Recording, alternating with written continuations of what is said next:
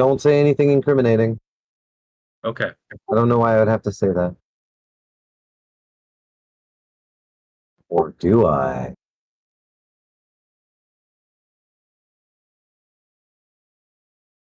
See, now it's a mystery. Now no one knows.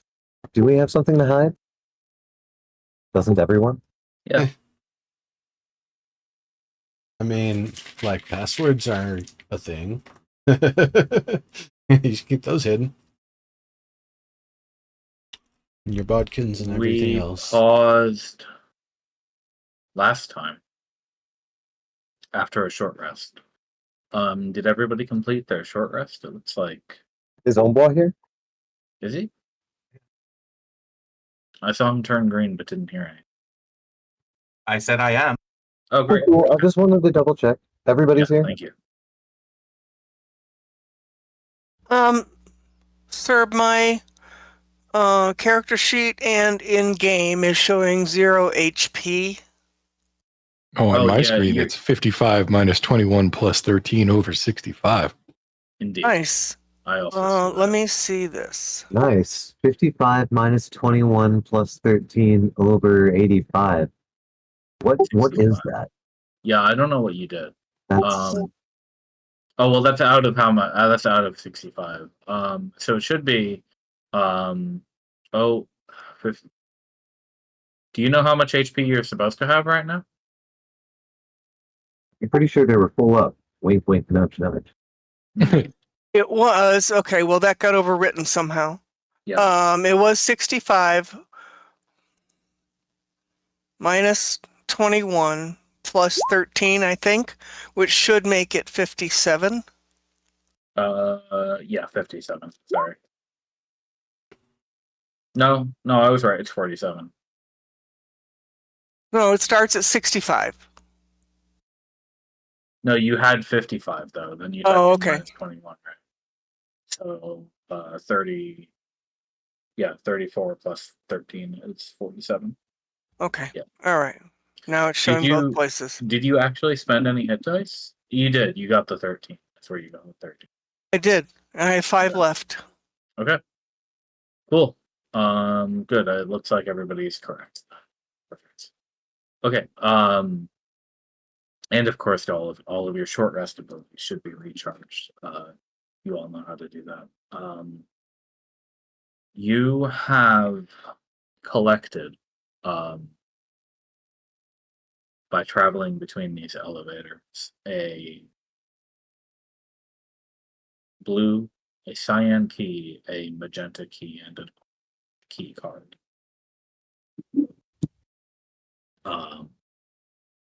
You have not tried using You the orange. cut out for a sec. You said orange there too, right? Oh yeah. You've collected a cyan, magenta, and orange key card. You're back in the room with the orrery, and you took your short rest here. Nothing of interest happened over the hour that you took to patch yourselves up and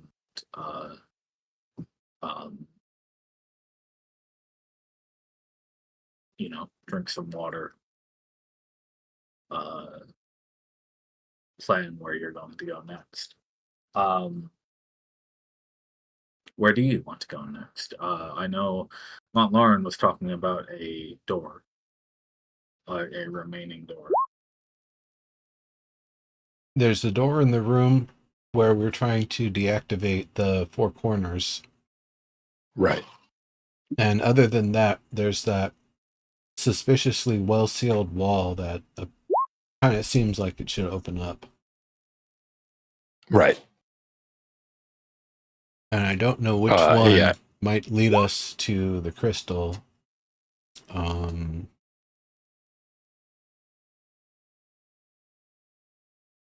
We basically came down this elevator to double check that we had explored everything, and in fact discovered that we hadn't. So it was good that we did. But I do feel like at this point we have explored all of the spaces we have access to, unless we take that orange key card around. Yeah, that makes sense. Well, we can try using There wasn't it on... any panels that we've already attempted other keys on, but there is just that one door that we haven't been able to get through yet, so we could always try there. There wasn't any secondary door in the original room that we came through that we just assumed went somewhere. It seems like there could be intermediate spaces between the places that we assumed those symmetrical locations go to. We haven't checked all of those yet. That's Because what you're I'm right, we were asking. we were totally proven wrong last session. So that's totally possible if we haven't checked them all. I thought we actually had checked them all though. No, that's why I'm asking the question. If we've been back to the original room and checked to see if that symmetry. I think you went up. I think you went up both the left and right. No, I think you went down the left and then up the right. Right. Yeah. I think the only piece of symmetry that we haven't looked at is we never took the cart ride down on the left side. No, that's the one I'm talking about. I think oh, you're right. We did go back up that way. I forgot about that. I think you went. Yeah, you came down the left side, and then when you decided to go back up, you went up the right side.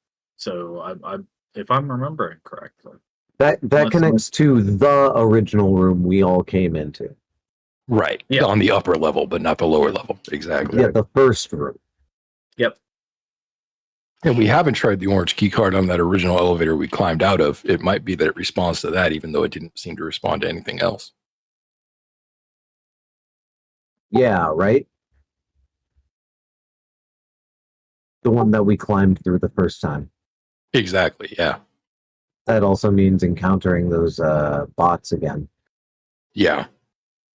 If they haven't moved since we saw them last, they are at least kind of clustered to the right. So if we come in via the left, I think we might be okay. Shroud? Yeah, I mean, that means we're standing up for a fight, though, if we try that way, right? I guess we could climb back down. Is there a way to do that without going through the upper mezzanine? I don't think there is there? You'd have to go through the lightning ring. I Right. might tell you that you guys are supposed to solve this. Yeah. Ew, no, I don't want to go through the lightning room. That room sucks.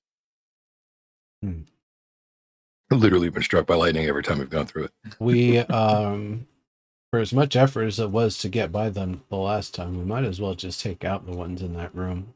It won't take very long if we, coordinate our efforts. Yeah, that's a fair cop. There's 4 of them in there, right? We killed one, like legit killed one, if I recall. So maybe there's only 3 in there now. That would make sense.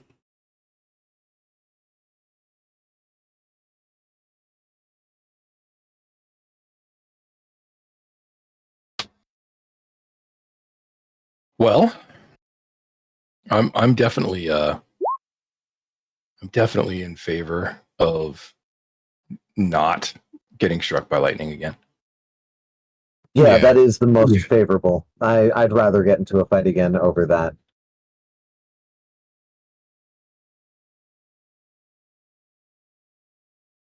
So do we want to take the elevator on the other side of the room then? Yeah, because we're pretty certain that that intermediate room here on the left side, stage right, is not the location of the last crystal. Yeah, I'm pretty sure we dealt with everything that was in that intermediary room, right? Yeah. Okay, then. Very well. So you'd like to go down the eastern elevator. Yeah. Let me make sure your tokens are all moved along. Make sure the tokens all have the correct values on too. Nothing. I do seem to be emitting proper light, so Yeah. that's at least Are going. are you supposed to have 31 HP?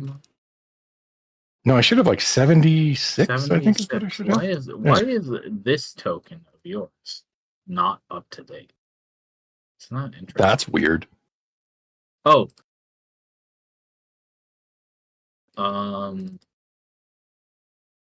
He's like, oh, this is the doppelganger for the final. I mean, oh, weird. No, actually, it was just a cool thing. I had to unset and reset the HP value on it. I don't know. Who knows? Who knows why? All right. That was what you that you know you listened to that while you were going down. Ah, Travel down the elevator. I see. We have shot ourselves in the foot, gentlemen. Indeed. The bolt has fallen out of the crossbow and hit ourselves in the toe. When the elevator doors open, you remember that this panel closed at the last time you were through here. Yeah, also that this one didn't have a button on this side. Yes. Bullet has left your sock and hit your cock. So, real quick, Yes, none of sir. y'all are hearing yourselves when you talk, right? What? No. No. No. No, everything sounds fine to me. Have you Turn gone off the crazy, string. Amber Green? And I'm not Oh, currently on push to talk right now either. are you not? That's pretty cool. See what I'm saying? Do we sound good? Good. Yeah, you sound fine actually. The only issue was trying to get Discord was remembering Discord has its own output settings because I got everything configured, and every time I move the volume thing on my PC, I could hear that in my head, but everything else was still coming out of the speakers, and I got really frustrated for about 3 minutes before I went, "Oh, dummy," and switched the output, and now it just works. Cool. Nice. So good hunch. Yeah, as long as my room doesn't become too loud, this is the solution you hoped it would be. Yeah, that's dope. Yeah, and I think as long as you're running broadcast on your mic to catch, regular room noise, I think you're golden, dude. You sound great for what it's worth. Well, I am Yeah, running broadcast. So, it's just my room mic. I didn't switch the microphone. And I didn't hear anything. But these are Nice. And yeah, these are bone conduction, and they work out pretty nice. So thanks, man. Very good. Cool. Should I take that as that you're going back upstairs? Yeah. Yeah. All right. Unless you all have something you want to try. Yeah. Back down the next elevator, so I'll put you where you should be. Well, are we all going to go around, or do we just have one person go around and press the buttons? That's a fair question, I suppose. Well, if we're gonna do it that way, I volunteer to stay. That way, if y'all have to do any parkour shit, I'm not your problem. Parkour! I guess I'm actually built for parkour shit, but I also don't think No, I would imagine Naya would just, fly across and maybe bring one other person, maybe not. we know she can carry me. If anybody wants to stay in the switch room, you can just announce that you're not here. I'm going to go ahead and move everybody else to. Yeah, I'll stay in the switch room. I'm not here. Okay. Montlarin is not here. He's over here. Somewhere else, out of bounds. Anybody else hanging out with Montlarin? Unless I'm specifically being asked to fly or use flying magic, I'd probably also be hanging out. All right, then in that case, I'll go with Naya. No, I will. Okay. I'll hang out with Mont because, acrobatics with Keen is harder Okay, than... so they've all bailed on us. It seems so. Like, you just gotta open the door for, the heavy folk. All right, yeah. Now they have to be silent while Naya and Ambergreen get to play D&D. Indeed. So you leave them behind for now. You go back up into the orrery room, move to the other elevator back down.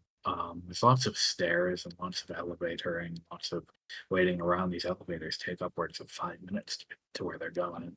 But it's starkly silent in the tower, aside from the occasional buzzing of electricity or very gentle, smooth whirring of machinery. When the doors breathe open here, you're back in the in the large dark room full of rotating conveyors and bridges. And you know where the other door is. It was northeast of the other elevator. I thought it was exactly east of pretty much where we are. No, sorry. No? Okay. It was northeast. I can't. Well, I suppose I could turn on Explorer mode if you want to get some ugly stuff. Well, I mean, I can actually see better than I could the last couple times we were in here, so that's You should be Yay. able to now see where you've been on the map. It should be kind of grayed out. yeah. But at least I can. It's not all black. Yeah. So what's your plan to get back over there? Well, flying seems to be the apparent Okay. thing. I guess my question is, I don't know if Evergreen knows the answer to this, but does he know where we're going? Because I can see the northeast corner. Looks like there's an elevator there. I see nothing in the due east, but I thought for sure there was something there. And I see door access where there's a crystal that is apparently unopened. No, you've all been previously from a different entrance. Okay. Yeah, we came through here before. Yeah, we did. The question is, where are we going? You're trying to go back down the way you came before that fight at the end of last session. Yeah. So do you know? Okay. Do I remember? No, I don't really exactly remember the Yeah, I path. don't either. That's the problem. All right. Well, it was 1 hour ago. So you came from over there. In the corner. Yeah, Okay. the top. Yeah. Are we gonna fly across there? Apparently, I mean, I think because you can do that, right? You do have because that I power. can do that. Yes. I guess the question gonna is there room in the elevator? Is there room in the elevator for Naya to go down the elevator in wild shape form? How big are these eagles and not giant lizard, giant? I think they're just large. They're just large. Large beast. Yeah, it might get a little stuffy inside the elevator with a giant eagle or a giant owl inside, but as long as your wings are not unfurled, you should be okay. It might be a little bit more difficult to do that with the whole party, but with just a dwarf, that's fine. Okay, wild shaping then. Okay. Which eagle or owl? Don't know that it matters too much here. Eagle. Okay, eagle it is. Very well. Spend a wild shape. I did. Amber Green, you're able to hop on her back as you've done many times before. And I'm not going to make you guys run anything particular because you're able to get to the other side with no problem flying across. And then you can go back down the elevator. Move you momentarily.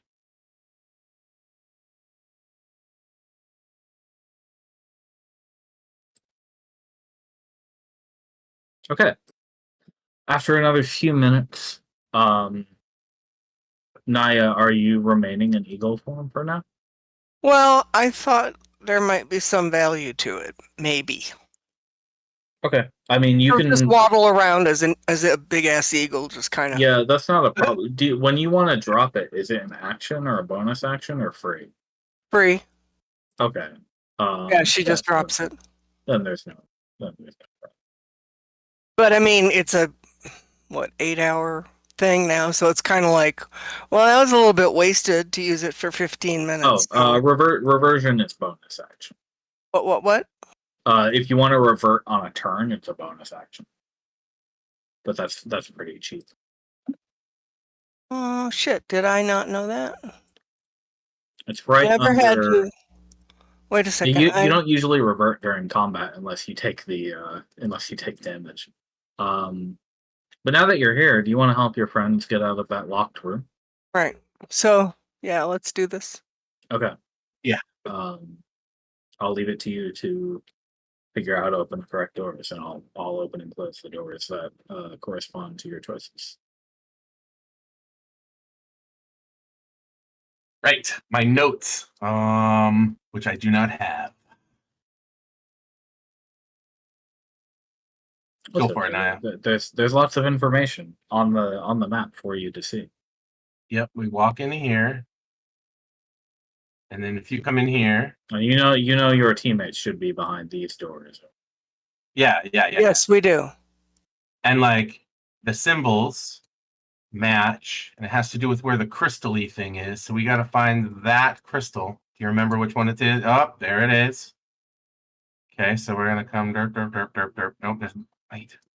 But there's no panel here. Ambergreen does have to do this one if Naya is an eagle because she can't interact with these. So right, there's no switch here. There's no panel here. Wait, there's another one. Let me look. Do you not see a switch there? No. Oh, my bad. That should be right there. My mistake. Oh, there it is. Accidentally moved it. Hey, there it is. Go punch that thing. Yeah, I found it. I'm gonna switch it. Okay. So you are able to yes. push it down, and it will unfurl. That will cause this panel to close, and the one to your northeast to slide open. There's another panel behind it. Right. We need to go find that guy, which I think is the one at the top. No, it's not the one at the top. It's the one over bottom right. Here. Yeah, bottom right. But we need to open this door, so we need to go find this little TV thing. That's the one that's up on top. So we'll go up here and open the TV door. Okay. Sorry, just making sure I'm grabbing the right things for you. There you go. That causes that one to close, which you wouldn't even see, and this one to. There you go. Correct. And now I will go and open that one. Flip the switch.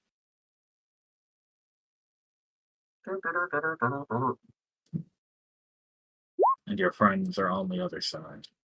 Hello, friends. Whoa, when did the door open? Well, that took about 15 minutes, but it got done. I was gonna ask, if I could hear anything from the other side of the door, but I rolled a 7, so I didn't even realize when the door opened. Yeah, fair enough. And these doors block sound pretty well, and they're very quiet to open as well. So yeah, if you weren't looking at it, you very well might not have noticed, except for the air pressure changing, or just the slight pressure differential between rooms. But you're reunited, and you have access to the northeastern elevator and the western elevator. In order to do the sort of Well, I thing guess I was there's no talking reason about, for me to. the thing I was talking about to try to press buttons at the same time to see if that kind of puts them in a different state where they're, potentially both open. That might be something we want to experiment with, but I realize that's going to require us going back down to that room with the 3 we haven't destroyed yet. Which I also realize maybe we should finish them off. They might have another key. Seems to be a trend around these places. That's fair, I guess. Yeah. You can move around freely now. I'm just looking at dropping wild shape. Oh, sure, yeah. If you want to, you. If we're not in combat, then. But we might Then I go can into just drop combat soon, Naya, and being in your wild shape will give you at least a wild shape's worth of HP to fuck around with. Yeah, but then I can't do some of the other things that I do. That's true. No spell casting. No spellcasting, only pecking and shit like I that. mean, I can fly in this shape, but that's it, pretty much. You got a beak and some claws.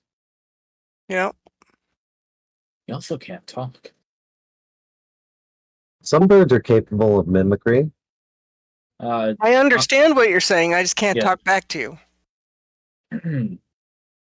So anyway, that was why I was asking, was if we're not in combat, then I can just drop wild shape. If we are in combat, then it has to be a bonus action, and I don't want to take an action. Oh, Aunt Laren, please don't just look at coincidences. I mean, around No, is I'm every just pointing out that we can do this if we want to try it. a round is about 6 seconds, so like taking a bonus Indeed. action while we're just hanging out is trivial. Yeah.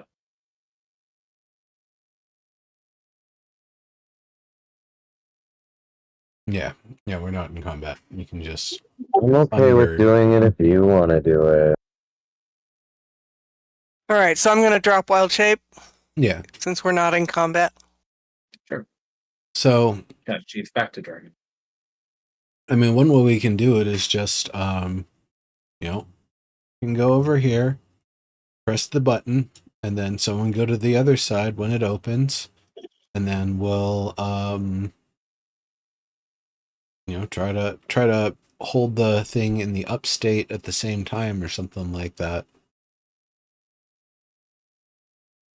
I have a All right. question. Yeah. Sure. Ask your question before we do this. Under what circumstance, when we think of whatever being it was that devised this floor, the petal floor, the flower floor, whatever you want to call it, under what circumstance would that design require 5 beings to complete a puzzle? Anything beyond whimsy? It's like a combination lock. Right, but if there's only, say, one mind or one being that created all this, where's it going to get the other 4? Well, I mean, That's what- it has all the drones, right? Yeah. Yeah, but there aren't any on this floor. Presently, that's true. Okay, it's just, this is a thought that has run through my mind in the last couple of hours as we have fiddled with this, and that while taking all 5 of us to do it and see what happens is not unreasonable, it does make me wonder why the designer of this particular puzzle designed it that way. Just wondering if anybody else has any ideas. Yeah, I don't know, but I'm not taking for granted that this was a space designed rationally for what it's worth. Yeah, but I am also with what Naya is saying right here. I expect little from this. I think we should go back to the elevator, but I'm down for Yeah, I don't. So. I don't expect this to work either, but we haven't tried it yet, so yeah.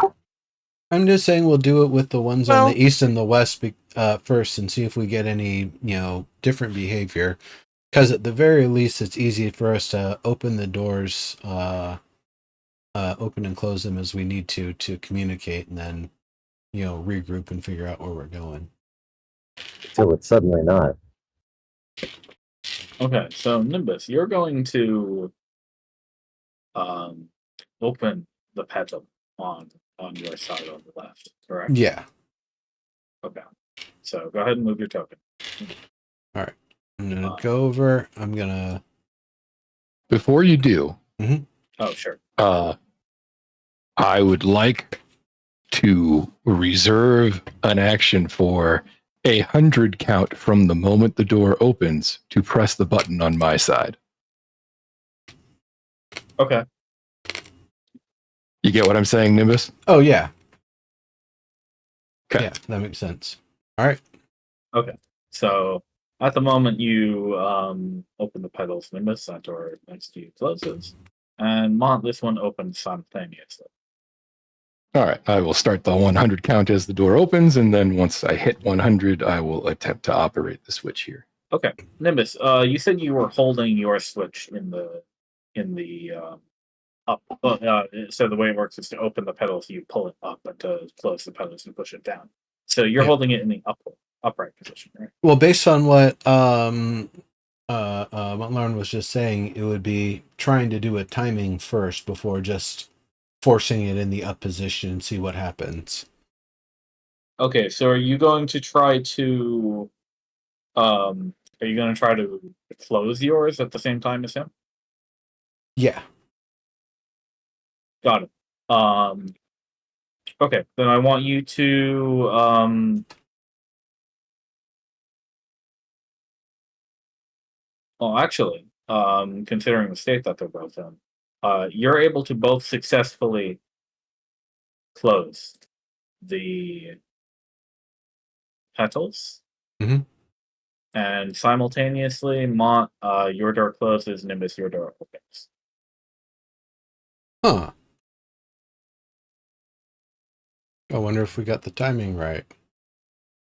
I'm gonna open Well, mine. Now we try the brute force method. Yeah, just both pulling them to the up state and holding them.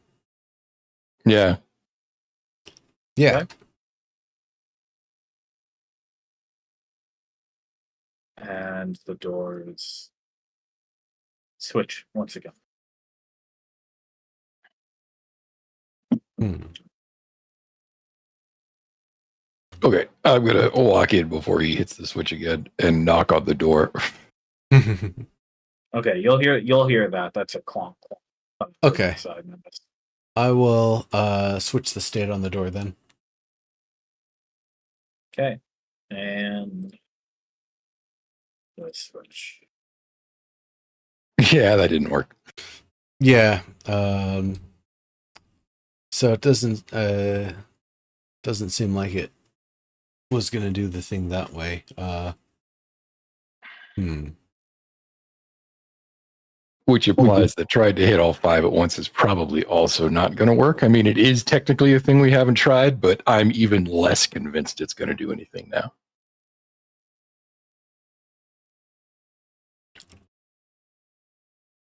Well, I could hit my switch.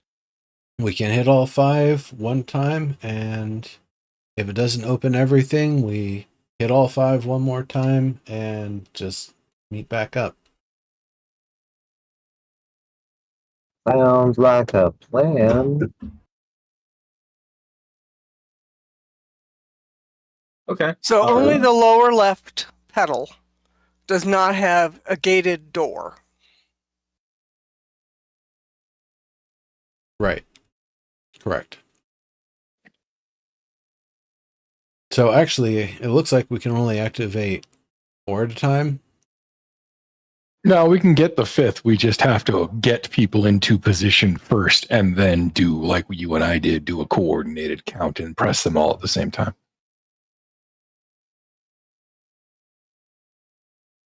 2.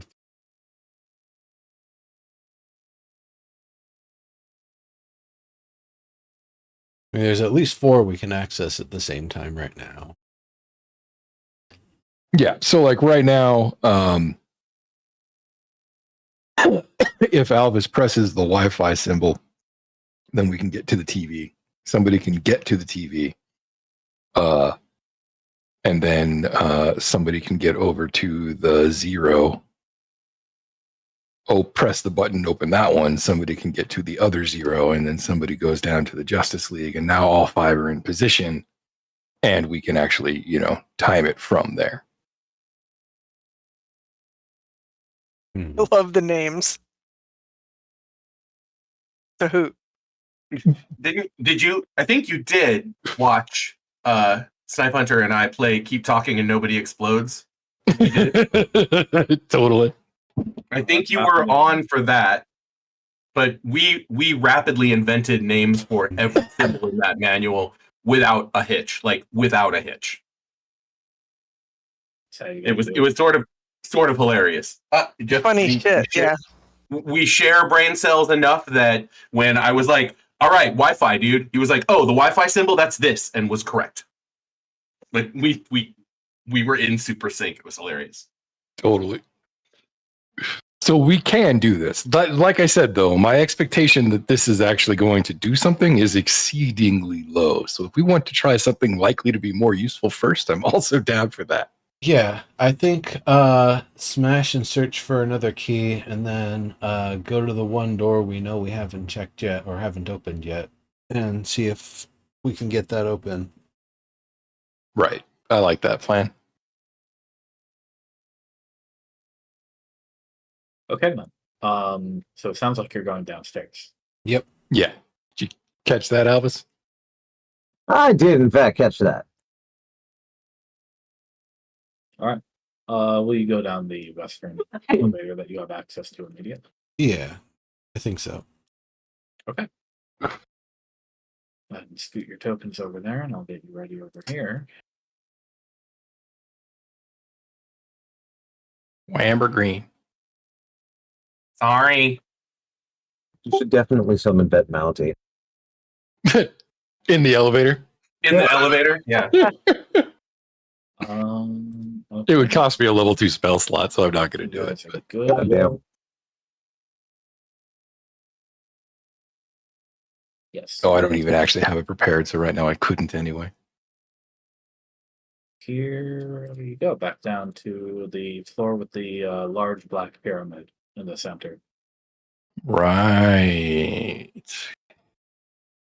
Well then. Let me describe this room to you again. There's a black pyramid at the center. Well, a black prism, 8-sided, that takes up the entire vertical space of this floor. The left and right cables, extending for the thickest cables extending from its base, turn 90 degrees and go into the floor, and the northern and southern large cables turn 90 degrees upward and go into the ceiling. Previously, when you last came through here, there were purple glowing crystals on each of the 4 cardinal vertexes, but all but the southern one have gone out.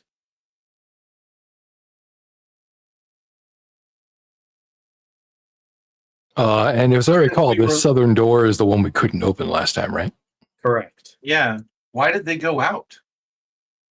Because we severed the connections for the bigger crystals that corresponded. Correct. Yeah. Okay. Okay, we're a bunch of fucking vandals. No, I'm. Because we are. Nope. Fair enough. Fair enough. I would just like to point out that we were very precise, more like saboteurs than vandals. Fair. We did vandalize the shit out of those enforcers, though. Yeah, right. I was gonna say. I don't know, man. I'm pretty sure guiding bolt is always vandalism. It could be dark and lead the way. It's in the name of the thing. Sure enough, it will guide you right to the thing I would like you to vandalize. It'll even start the work for you. Right, just to show the way. Right? It's like stencil. It's in the name of the thing. In the name of the thing.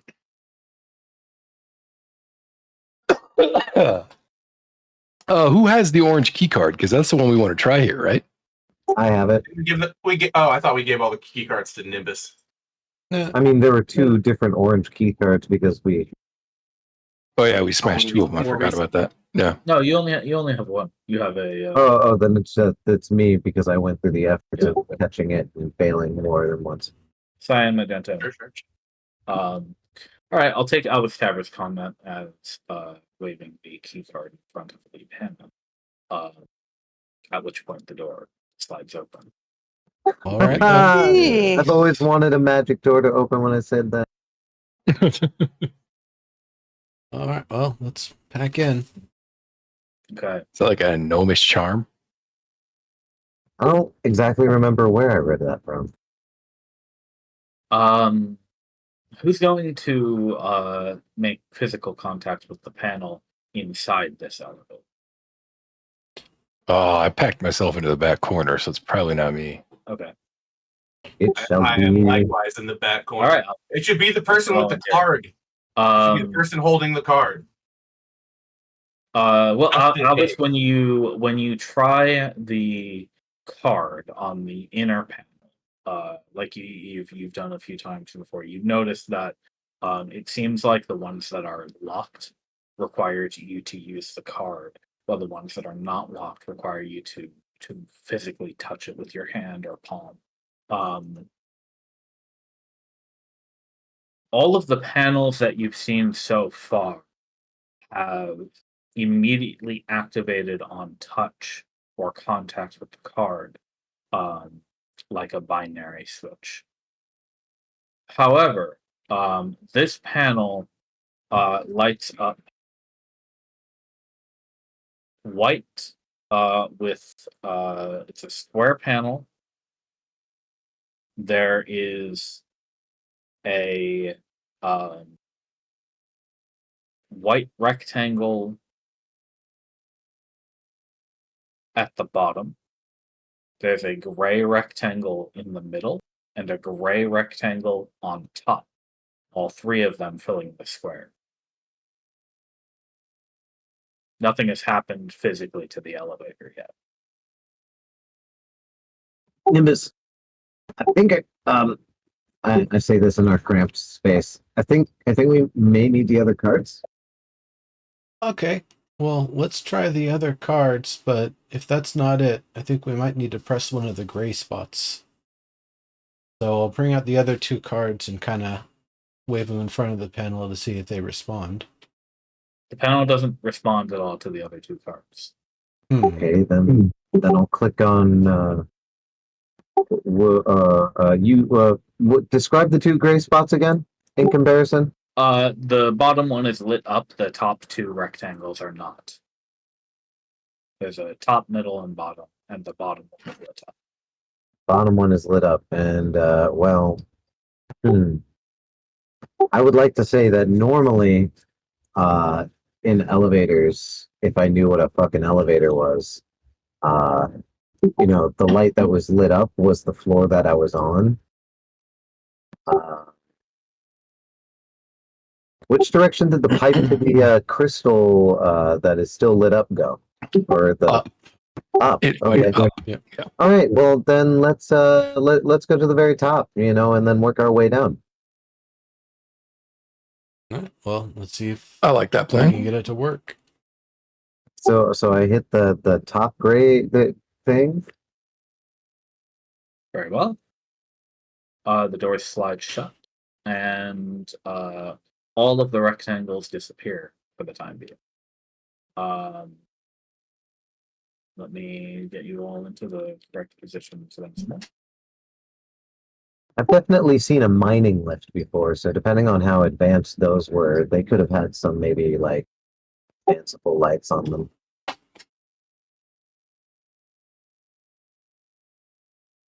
Probably never anything this advanced. No, absolutely not. No, more like magic. Probably though, what it might have keyed me into the solution would be that on a lift, perhaps the floor that you are on in an index of floors would be highlighted. There would in be red. like a physically painted map,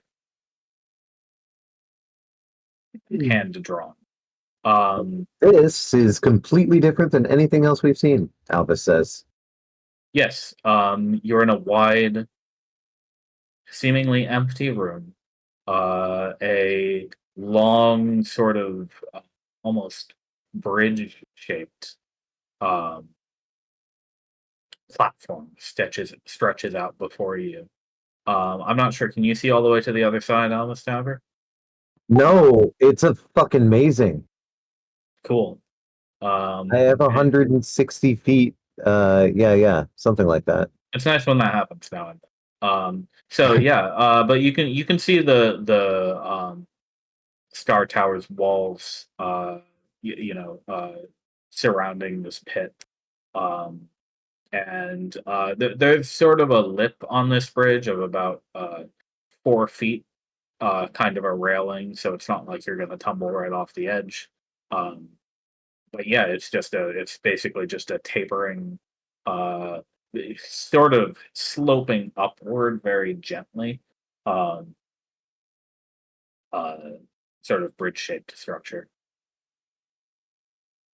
I'm going to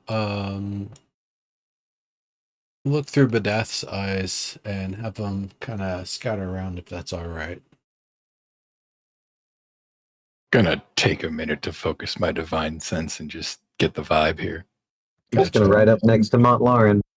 As long as everybody else is okay with all of that, that's all fine. Well, Lauren, you don't detect anything with your divine sense. Okay, Um, good. What's If the sorry? Go ahead. What's the state of the floor, like dust or anything? Are we picking up anything, or is it pretty similar to the other floors?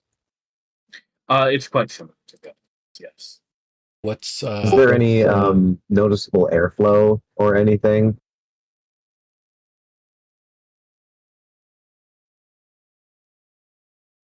Habitual marks of travel? No, the air is still. It's quiet. It's really dead quiet here. Again, aside from the occasional, um, very soft creak or spark of some electricity traveling in some direction. Um, it's like walking out into the woods and immediately after a thick snowstorm. Man, I would like to roll perception or investigation for some kind of trap or ambush, and then let Nimbus do what he's gonna do. Okay, yeah, do that, and then we'll do the death then. Perception or investigation.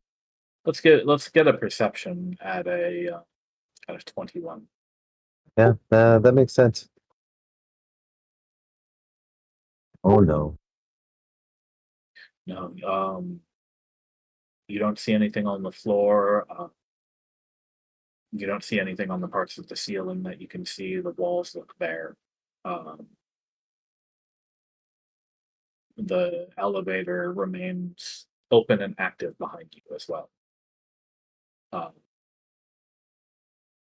Nimbus, if you'd like to move Badath, you can feel free. Just move him kind of, use your arrow keys, I'd say.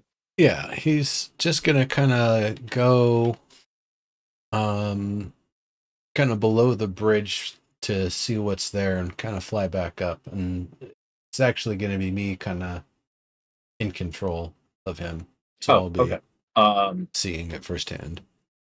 Yeah, so much like some of the other floors that you've been, there's a ceiling above you here, but you can't see a bottom to this pit. And the bridge itself doesn't have anything particular under it. It's sort of arched in a way that suggests to you that this bridge is physically supported in a way that at least makes physical sense. And that's made out of a similar material to the walls around you. But there's no structure or chambers that you can see down there, windows, arches, none of that really. It's just kind of a solid block.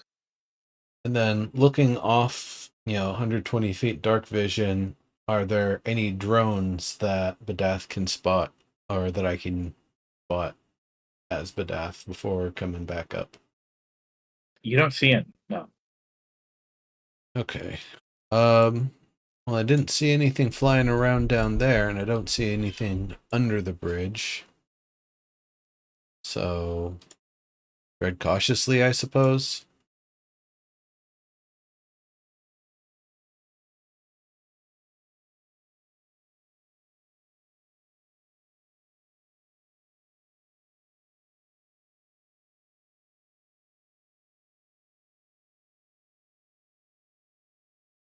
Do we see anything coming up at all?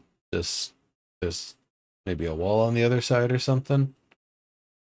Albus speaks a little louder now. No, it's amazing. I still can't see to the other side. Yeah, almost.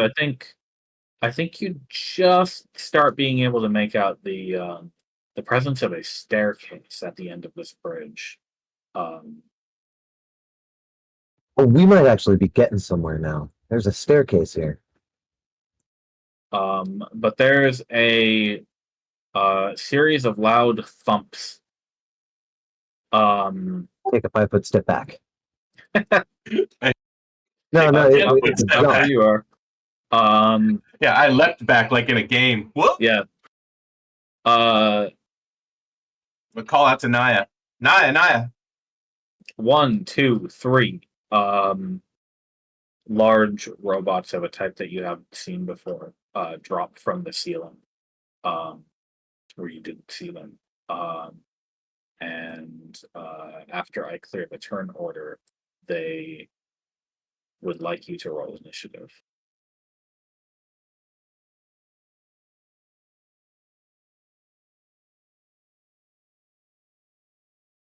And those are bad rolls. So it's Everything went gray. I That's can't even great. see my token anymore, boss. Yeah, I can't see your token either now that you mention it. What the fuck? Yeah, you're gone.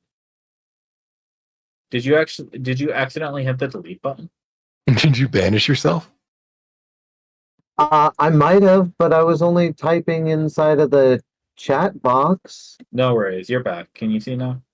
Yeah, I can. Cool. I was just typing, the music the music joke I was making. God, it would be so funny if I was actually fucking with you guys with all this stuff. But I'm not. It's 11 for you were Badath and 13 for Nimbus. Okay. Rolling more for Badath so he gets in the order there. Okay, I have Badath selected. I have the character sheet open again. Okay. Did that There roll you as go. Badath? Okay, finally. Yeah. Because I had done that, but it did not seem to do that. Cool, we're all good. Oh, Alright, this is complete... Sorry. Oh, no. Say your thing, because it is, in fact, your turn. This is completely unrelated, but I remember you saying that part of the reason why Keen's charisma was so low is because she was a rat. I'd like to remind that there was a metamorphosis. She is a musculid now. Fair. She's more... She still doesn't know how to behave at parties.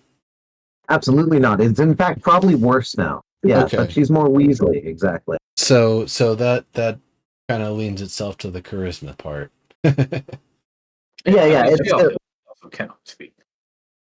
Yeah, it still counts. I'm going to hold, reserve my action. That's the word. Yeah, right. To attack when one of these fuckers jumps into range. Okay. Sounds good. Yes.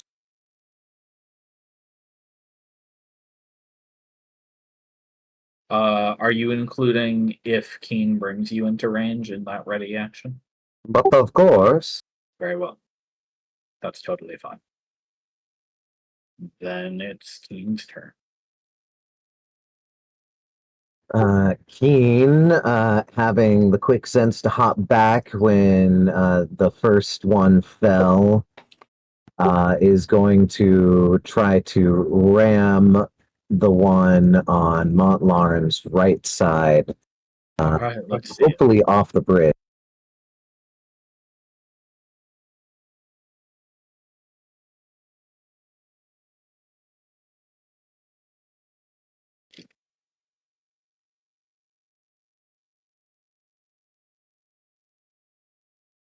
Okay, I'm gonna need you to stop in front of that creature, because she was not able to go through it here. Is there not enough space around him? Well, okay, so let me clarify.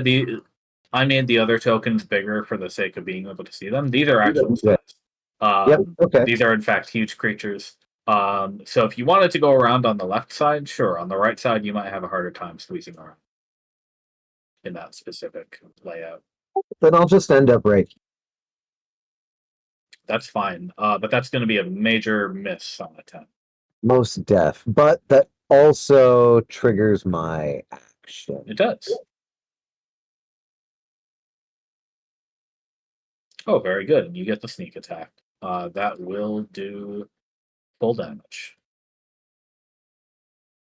That's One piece a good start. So Keen is able to knock this. She's not able to deal any damage, but she's able to knock this robot's large body-sized shield out of the way long enough for you to sneak that rapier into one of those ball joints and cause it to loose a shower of sparks. You think you damaged something. This is an interesting question, and Yeah. it's definitely your call on whether or not Alvis would be able to feel this or not through Keen. But given the ease of how the shield moved, am I sure or still unsure about this creature's strength in relative to Keen's? Is pushing it still a viable strategy? Let me double check how the shove rules work on a larger creature because I haven't checked that in a little while. Yeah. And it's Um, not me trying to fish any kind of hit or effect from that miss. no, It's a clear yeah, hit. no, I understand. So the target of your shove must be no more than one size larger than you. But Keen is medium, right? And these guys are huge, so a shove wouldn't work on them Okay, that's good to know. just by default. Yeah, they're way too bulky and heavy. Yeah, it's that scene in the movie where the guy throws the punch and the other dude just like catches it with his hand or So soaks it on the chest. yeah, so for role play's sake, Alvis is probably more sure that the shield moved because of angle rather than Keen's ability to actually physically move one of these things. Yeah, and the arm joint might have been like loosely held as well. Like it wasn't actually blocking the attack with the shield. She just kind of got it out of the way. That's good to know. No, thank you. So now it's number 17's turn. These four-legged robots that dropped out of the ceiling.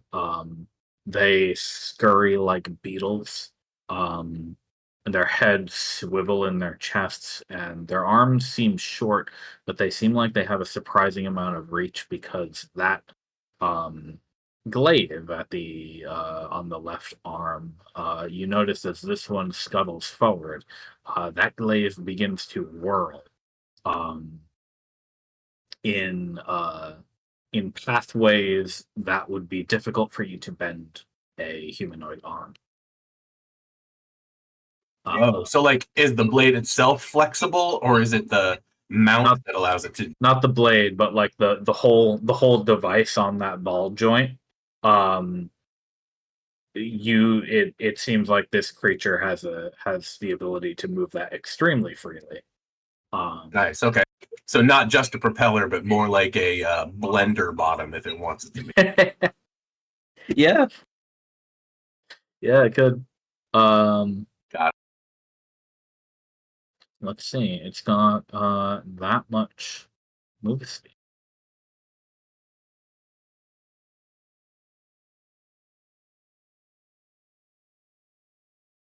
And well, Albus is technically standing on Keen, so here. I think since Albus and Montlarin are at the same distance, and Albus is engaged with another opponent, I think this one is going to attack Montlarin. fair cop, I guess. So here you are. First, it whirls the blade in a way that's hard for you to keep up with, and then suddenly it comes at you directly. 13 doesn't hit though. You're able to dodge it. Nice. It strikes the floor next to you. And you get the feeling that if it had successfully struck, it would have caught on your armor, your boot, your cape, or something, and made life difficult for you. Just as you're feeling relieved, it swings back upward. And I ow. think only the second one gets you. Yeah, but it does. It does get you. Damn, 14 damage? Yeah. Ow. 14 on one hit sucks. Yeah, could you imagine if all 3 of those had landed? That's what I'm saying. That's what I'm saying. We might want to focus our fire. Fair enough. In your description, by the way, of the weapon joint, Yeah. do you think a disarming attack would work, or is this weapon a part of their body? Similar to how I could not disarm like a dragon of a claw.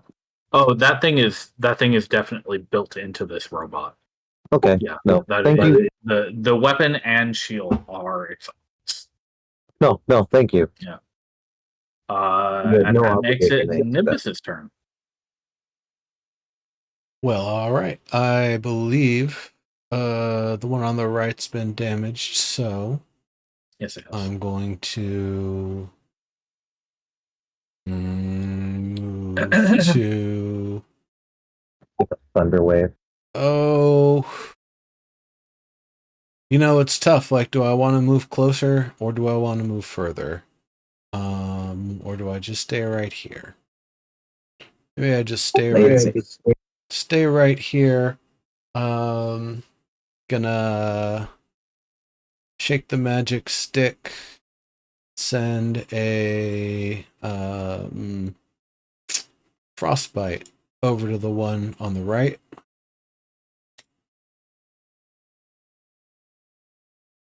Okay.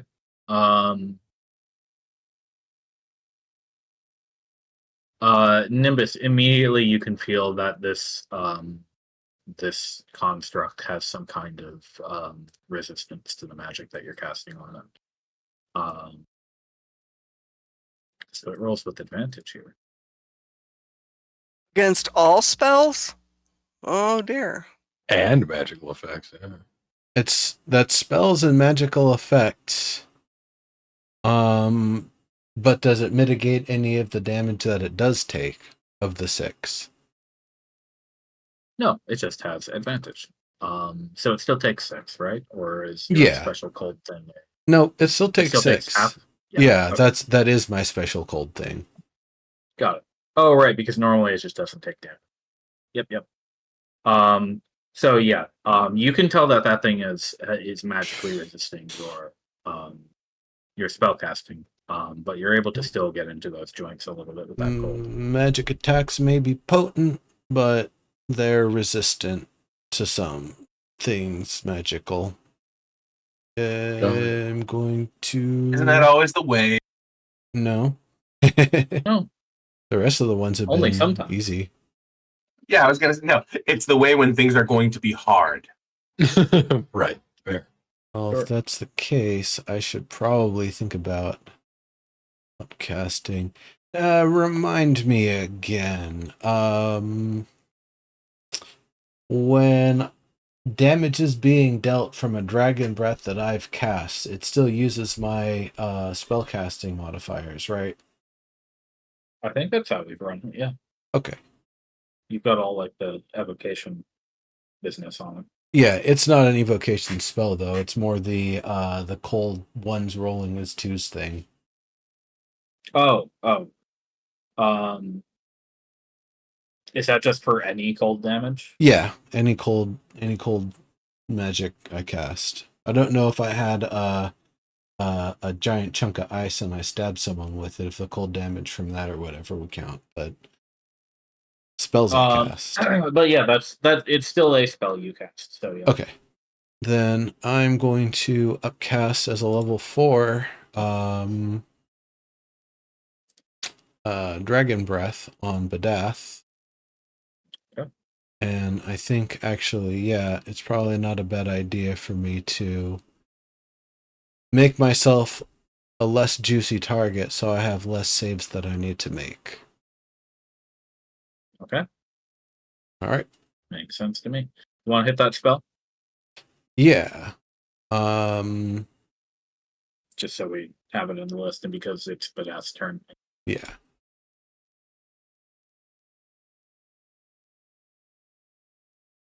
And that's what Cool. Badath Okay. is going to be doing. The enemies are how tall? They're huge, so you can just consider them a Huge, 15 by yeah. 15 cube. Oh, well, fantastic. Then it would be safe for Badath to do an overhead strafing run that would not hit Montlairn or Albus Tabor. Yep. Well, all right, then that's what Badath will Just be don't doing. make acid. 5, 10, 15, 20, 25, 30, and going, diagonally in the process to land the double shot of 16 damage on both of them. Or do you want me to right, roll let's- 2 times? We'll use that. Okay. Yeah. No. Oh, because it's the same effect. You always, if it's the same AOE hitting a group of enemies, you just use the same damage for it. That should I get be advantage. 18, by the way, because 2 of those were 1s. Yep. Okay. Advantage on the dexterity saving throw. We'll do left then right. 9 and 16. Oh, this is that still supposed to be a 16? Your previous one, but yeah, okay, it was Yeah, 16. Sorry, yeah. I thought it was 17 for some reason. Nope. Okay. So first failure, second pass, and they take half damage on a successful save. So the left bot takes a full 16 cold damage. And The has right disadvantage bot on its next attack. is that Just the left one. included? Yeah. Oh, wait. No, I'm thinking of Frostbite. No, that's Never frostbite. mind. That's a different spell. So Dragon's Breath is not considered a spell? Oh, it's No, it is. They had advantage. it's a spell, and Yeah. it's a saving throw, so they did have advantage. It's still just rolled shitty. It did roll very poorly. And then 2 and 9. no reason for Badath to hang around and be a target. be So foolish. Badath will fly up a bit and clear out of range. And that'll be my collective turns. Excellent. All right, Amber Green. I hope you've been planning. Do I ever plan? I hope so. You usually Oh, plan then the certainly, guiding yeah. bolt. I've been super planning the whole. Okay, what's the plan? I'll see it now. Exactly. Like Lauren said, I'm sorry. The plans are so complicated. I actually have to reflect upon them for a moment. Okay. So while he makes his Xehanort Gambit, Oh, you want to talk to me about something? No. Go ahead. Do your thing. Did I see somebody indicate Claire over here? The one on the right was the one that everybody's been primarily attacking so far. Yeah. Well, and I feel like I saw somebody indicate this room. Yeah, it was the call out Yeah. because it was the one we hit first, and we decided these are big. We need a focus fire. Yeah. Fine. I was just making a Breakfast Club joke and making sure that I knew what I was supposed to be targeting and looking at. There you go. I made a move. You saw it. It's within my. I did see it. I'm considering. That was what? 1, 2, 3. That was 15. I have 25. I think that Was was it more? 25. Was it 25? Oh, I'm sorry, I was there. Okay, never mind then. Something like that. Okay, yeah. No, if I was 25, that's good. Never mind. Then I've reached the limit. I was thinking I might just Warhammer, but I'm not gonna. Can't quite make it close enough to them. Well, I guess you could move diagonally here, like you could do that, and that's still 25. So if you wanted to Warhammer, that would be valid. But your choice. Yeah, I'm not gonna. Instead, I'm going to cast Spirit Guardian. Ooh.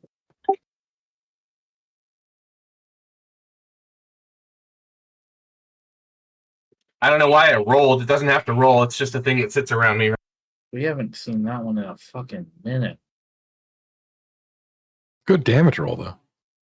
Well, it's not necessary right now. They're not fighting. They should just be latent. Right. no, but yeah, it's that's- the spell's damage roll for when they do. Yeah, we'll use that one for the first round.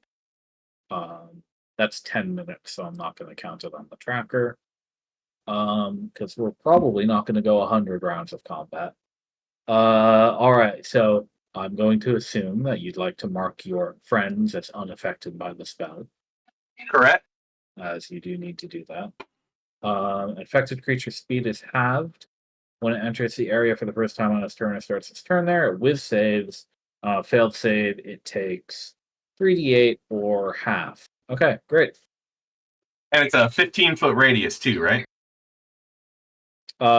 Yeah. So you know what we're gonna do? I'm gonna add a 15-foot aura to your token. Please do that. I would love that. There you go. I'm now thinking I did need to move the one guy into this, but I probably should have stopped about here if I could have made it there. You totally could have made it there. But they're both inside, so those two guys will both be affected by it if you want to stay with. All right, I'll stay here as long as this dude's in there by his foot and that's good enough for Mont. Then let's do it. Yeah, because these are very bulky. They're almost cylindrical. Like they take up the whole 15 by 15. So yeah, the extremely wide bulk of this body is in there. Yeah, I well, noticed one that's thing the plan. on the damage. You're adding your +5 wisdom. Do you know if you have something that does that, or is that a Roll20 mistake? I have no fucking idea. I didn't do that on purpose. No, yeah. So we'll just do a -5 on it. And if you want to go into the edit and just get rid of the plus wisdom on the damage roll, because I don't think that's supposed to be there unless you have a special ability that causes that to happen. I'm not seeing it in the description. No, it's not in the description, but if you hover over the damage number that you rolled, you'll see the 3d8 plus 5 whiz in the calculation. Yeah, I do. I do see that. I don't know if that's just supposed to be built in or like I assume if it was built in, it would say so, right? Yeah, I don't think it is, and I don't see any cleric features that cause that. I'm just looking through the class details. So just remove that +5 if you go into edit mode before your next turn, and that's just fine. That's just okay. Okay, where do I edit it in edit mode? If you open up edit mode and then hit the little gear next to the spell, it should open up the spell details, and then you can edit the damage. It should have a 3d8 plus wisdom. Where it says plus wisdom, just change the drop down to a blank, and that should clear it up. And you could roll it again in the chat if you want to count it. But that's your turn. Sure, no worries. Yeah. We'll and Roll20 is crashing right now. It's being non-responsive. Okay, finally. Awesome. Naya, you're up. Okay, so question. Mhm. If I cast a spell that does bludgeoning damage, Yes. are these bots subject to bludgeoning damage because that's kind of a melee type of damage, or is that still just a spell and they're resistant? You haven't seen them show any particular resistance to any damage types yet. Well, but they did to Nimbus's very first spell. They seem to resist magic in general, at least as far as 2 spells I've seen so far. I gave Nimbus that little bit of extra information. But you can your character is clever enough to make the assumption that they have some kind of built-in magical resistance, but it seems like once the spell hits, it's still dealing damage. Yeah, that's confusing.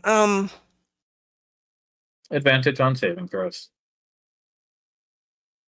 So that's the practical result is advantage on saving throws? That's exactly what the effect says. Yeah. Okay.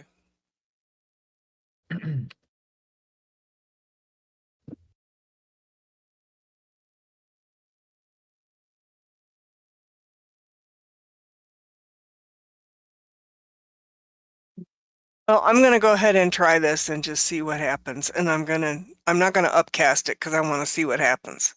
So this is targeting this bot, and it's the bot to the right because I don't want to hit Alvis and Keen. Sorry, I missed your ping. You meant this one over here. Yeah, the one on the right. Okay. Ooh, okay. Let's see. Churned earth and stone. Dexterity saving throw.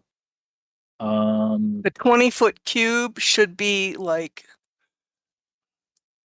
here, like to the right side. So Yeah, it still contains the bot, well, but it yeah, doesn't it's hit a, Alvis. yeah, it's a 20-foot cube, so you could just center it on the point that it's like off the bridge. Okay, I well, like that this spell implies that the like earth is magically generated no matter where you are, basically. yes, Um, yes.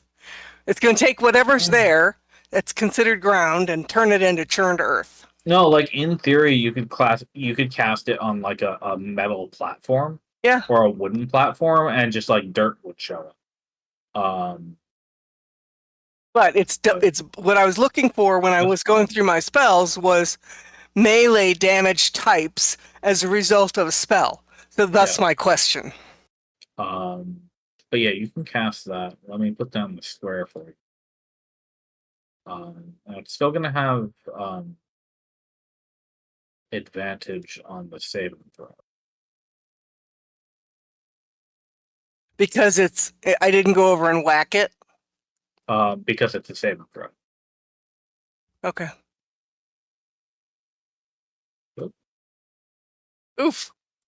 Can we make that transparent? That is a huge cube. Okay. I'm gonna send it to back so that we can see. There we go. Thank you. And then yeah, let's make that dexterity saving throw with advantage here.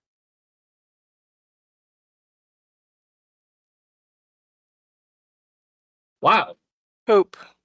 that was a Whoa. 12 and a 20. So the advantage pays off. But it still takes that was a very good damage roll that you got. 11 damage. Oh, okay. Well, that's better than nothing. Yeah, half damage on a success, and the area there is now difficult terrain. Okay. Because it's been covered by magical Right. rubble. So when I think Alvis that and is- Keen move out of that area, they need to avoid that. Yeah, it's just a half speed difficult terrain, so no huge deal for Keen. But still a obstacle map. Yeah, okay. Would you like to do anything else? A bonus action or a move?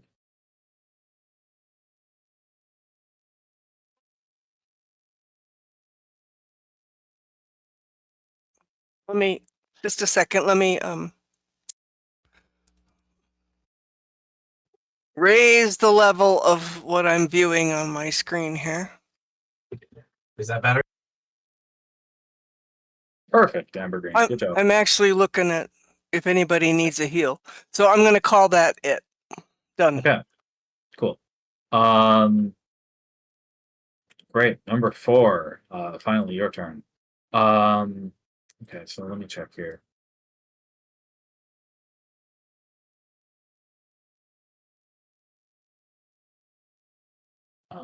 Okay. It is going to move forward. No, before it moves, I apologize. It is going to do this thing that I need to calculate. Ooh, I don't like that. I don't either. That hits every single one of you, except for Badass. Indeed. What the fuck? Oh my god. So, please. Does it also hit his buddy?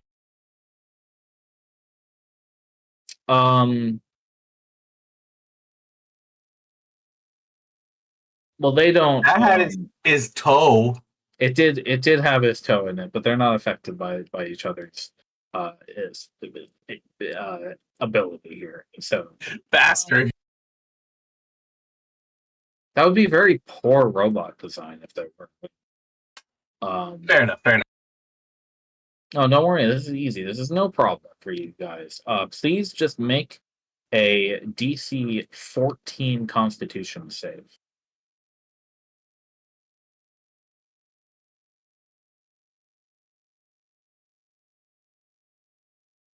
Oh, Jesus no. fucking Christ.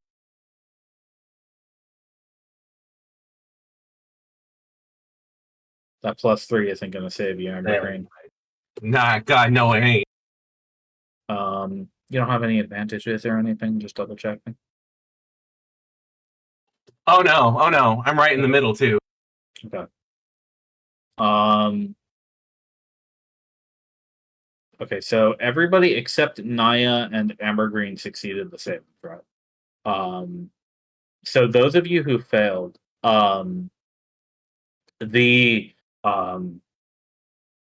Wait, didn't I succeed? Well, Nimbus didn't only had a 9, or is that Badath? that was a misclick. Oh. Because he rolled a 20 first. Right, Nimbus? Yeah. Yeah. Please roll for Keen, Albus. Yeah, absolutely. I was like, I succeeded and haven't rolled for Keen yet. Yeah, go for it. That is a success on a 14. Very good. Plus Mont Lawrence. +3, yeah. So the spherical head of this creature, very quickly it rolls all the way back, and reveals a cavern inside from which emanates a dim blue light before it snaps back shut. While you're for the moment that you're inside that blue light, Naya and Amber Green, you suffer that 38 psychic damage, and you are restrained, as the effect of the light causes your body to lock up and stick in place. Like you can't move any of your muscles anymore, and you fear that you might never be able to do so again. So you have the restrained condition for now, and at the end of your next turn, you have to make that saving throw again. Finally, Amber Green, I just need you to make another Constitution saving throw. The DC, you took 38 damage, so half of that is a DC of 19 to maintain your Spirit Guardians. Wow, I didn't Well, know so it worked like that. I thought it was a flat con save of 10 for. It's 10 or half of the damage you received, whichever's higher. What's the same? Constitution save, please. Oh, again? Yeah, for the concentration this time. Ooh. God damn it. Sorry to ruin your hopes and dreams. I do love Spirit Guardians, but you lose concentration on the spell. It's fine, I can cast it again, and I fucking well will. Very well. But you are restrained for now. So being restrained means that you have a speed of 0. Attacks against you have advantage, and your attack rolls have disadvantage, and you have disadvantage on dexterity saving throws. That'll be relevant on your turn. Sure enough, will. In the meantime, this construct is now going to move here. And now, Montlarin, it's your turn. On Naya. Ooh, Oh wow. okay. That is a magical effect. So, yeah, that Dispel Magic will work. And let me just see if you have to roll anything.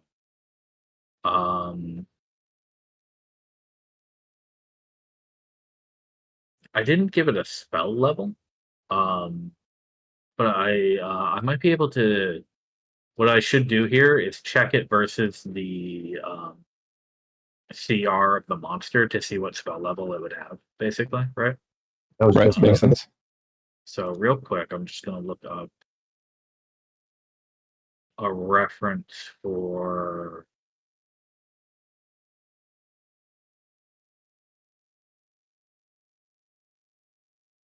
spellcasting. Spellcasting? No, not languages. Spellcasting. Spell damage. There's no CR to known spell level table in the DMG that I can find. Is there a spell that does like petrify? Good question. Let's look that up. Yeah, that would be good. Flesh to stone. Yeah, right. I think that's the ideal one. Well, that's level 6. Okay, so 16, I think then is what But I it's need. I think that's stronger than this one. I mean, So just it on says any damage. spell, Just on damage. any spell of third 10 level or lower ends. Yeah, you know what? Let's make the DC for this. Give me a 14 with your spellcasting modifier. I think making this a 4th level ability is fair. Okay. What is my spellcasting modifier? It's charisma. Thank you. All right. It says right on there, DC equals 10, Plus spells the level. spells level. Yeah, but this isn't a spell, so I had to do a little figuring out. There you go. That worked. So Naya, you're not restrained. Okay. You're so, freed from that blue effect. Okay. You All still right. So have when a it gets to giant my headache. turn, then I should be able to do a can lesser do anything. restoration on ambergreen. Yeah, sure, if you want to. Right. Or you might want to heal yourself because a single hit's going to kill you. Well, what I was looking at is I've got a potion, a pot of greater healing. Nice. So I may use that, and Okay. then instead of, it depends how, it doesn't say how many hit points that is worth. greater Yeah, I don't have it or greater offhand. healing. Greater healing. Yeah, greater. Healing's pretty good. Is that worth, Serb? That's up to you. Huh? What do you mean? Do I have to roll? I mean, you'll have to wait until your turn. Right. Okay. Let's see what else is Before I wrap up my turn, I need to tell you something that happens at the start of your turn, sir. Make a wisdom save real quick. okay, I can do that. Wow, apparently I could totally do that. Yeah, You can very totally good. do Okay. that. The construct in front of you is putting out some kind of aura that you have resisted, but you're not sure exactly what it will do if you fail. But you're not stopped up by it. Yeah, there's some Gotcha. kind of pressure here. But you're fine, no problem.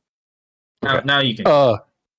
Yeah. So the question I had was, Alvis, you're not in that tile, right? You're on Keen's tile. He's on. Yeah. Okay. So I'm gonna move to where Alvis is then.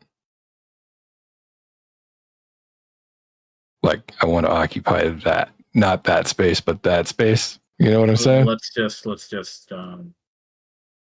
don't we just put Albus and Keen on the same tile? So what's the issue with that? It's sometimes hard to separate them. No, you just pick one and then move it. You just click on it once. Yeah. There you go. Cool. Okay, yeah, that's cool and Fairmont. Right on. All right, now it's number 2. Now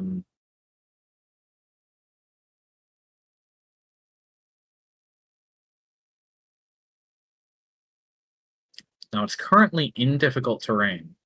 However, what you're going to see it do is jump. So it will no longer be affected by the difficult terrain after the jump happens. Can I use my reaction to take tag of opportunity? It never actually leaves your range. Bastard. No. It leaps and then lands on top of the other. Oh no. They're now stacked. Oh, I don't like it. Devastator. And that was its movement. Now it can attack.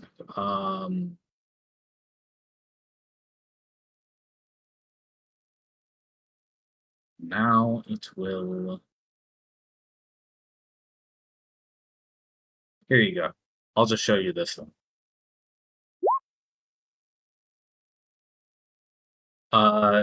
It has 10 feet of reach now.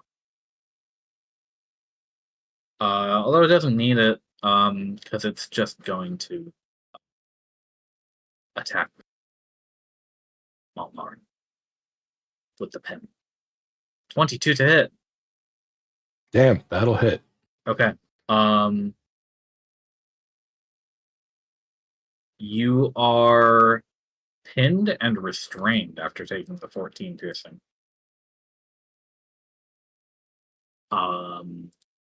Which means the next 2 attacks have advantage on. So here we go. This is really scary. So it from height, it spins in the stack. There's no limit to the direction it can be facing while it's upon its brother. The legs are not useful anymore. Just the body is moving in whichever way it pleases, and so is the arm, and it has plenty of height now to move that blade.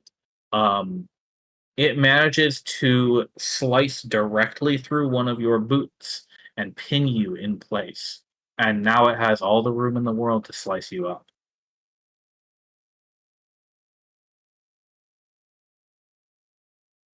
Oh, Yeah. that'll hit. That one I doesn't, think you're though. fine. Okay. So another 23 damage. And on your turn, you can free yourself from the pin with a DC 17 athletics. Any other creature can use their action to perform that same check for you, as long as they're adjacent. They can Right, try to okay. pull the blade out and free you. Restrain limits my movement to 0. What else does it do? you don't mind my Attack asking? rolls against you have advantage, and your attack rolls have disadvantage, and you have disadvantage on dexterity saving throws. Got it. Okay. So it's not as bad as stunned, but it's bad. Yeah, I still don't like it. Stabber, you're up. Yes.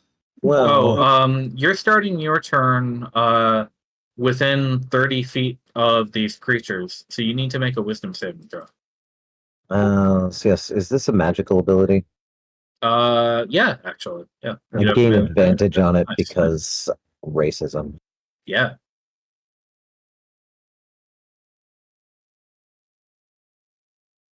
Very Nice. good. Okay, you're not. Your speed is fine. By the power of the gnomes. Second to measure things out because people have moved. How inconveniencing.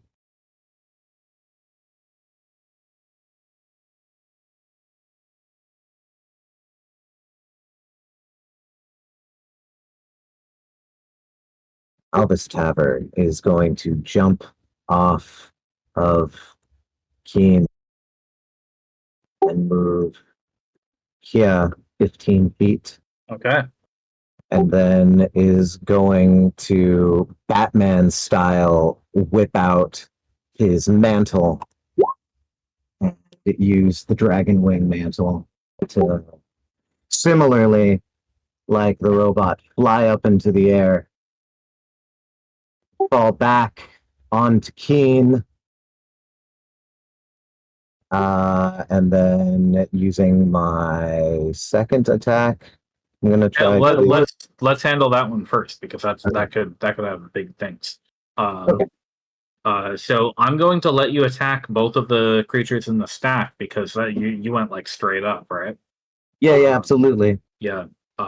So And in that um, 10 feet space, the other guy was yeah, hit of as well. course. Yeah, Yeah. all three of them. So let's do. Is that a magical effect? I guess it is. It is a magic. But good news for you. I mean, they have to roll a 20 to make this. So Dice be dice, man. yeah. I've never. So let's do southwest bottom top in that order. 7. Oh no! But the bottom one fell, so doesn't that mean the top one? No, that was southwest that failed. Oh, okay. That was bottom then that rolled the 20 somehow. Oh well, the stack has a fine base. Yeah, okay. The stack has a fine base, but you've dealt you want to roll that 3d6 for me?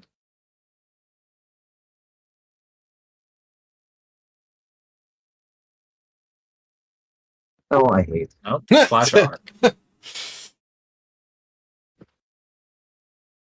Cool. 13 damage to that one and knocked it prone.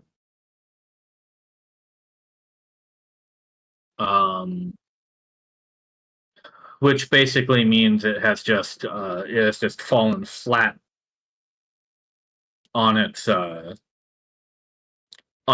Its legs have fallen out from under it. The bottom one of the stack has not been harmed, but the top one has also taken 13 damage. And you have knocked it off the stack.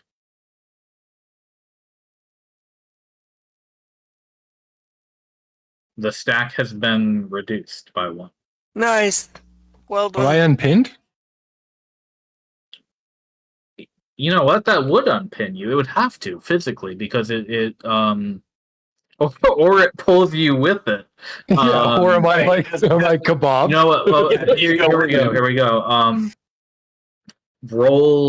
Roll me a 12 strength saving throw to stay in place and lose the restraint.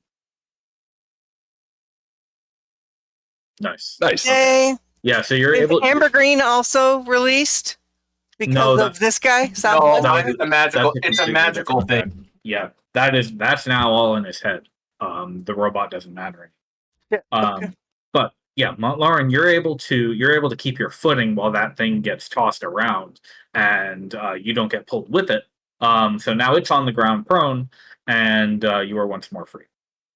Sweet. Good move, Albus Taver. Would you like to do your next thing? Please and thank you. Yeah. Seeing my original target topple out of reach, I'm going to switch up and hit or try to hit the guy closest to me. Very good. And you already used your action, so are you using your action search? That doesn't count as an attack action. No, that was I was using an no. item. It's just a legendary action normally on a dragon, so it's a full. Yeah, Right. okay, that makes sense. I actually don't want to use my action surge, even though that damage was there, and I rolled that.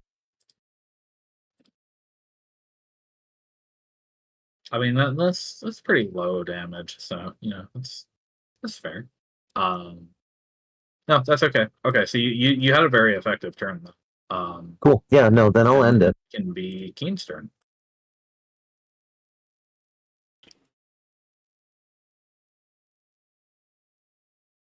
Now, prone means that a creature has advantage within 5 feet.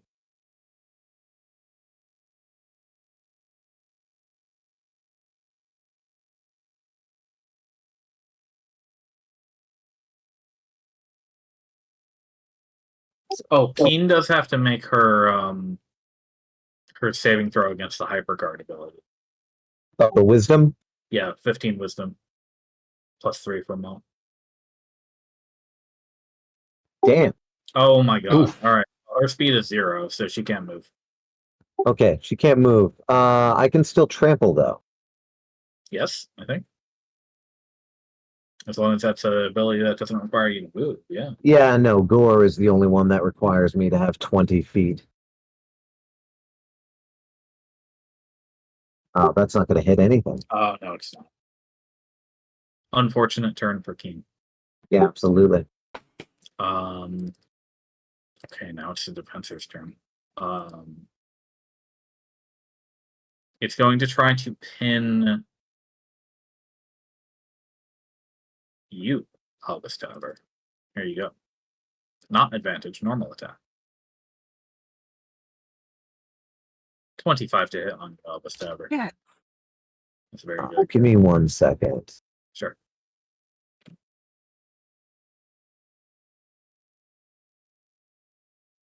I was petting my cat. Who did that attack go to? Albus. Me. Oh no, man. Oh, well, he's within 5 feet of me. I can intercept. Sure. Oh. Up to you. That's your reaction. I mean, I don't think anything's going to move around enough to matter. So, yeah, I'll do it.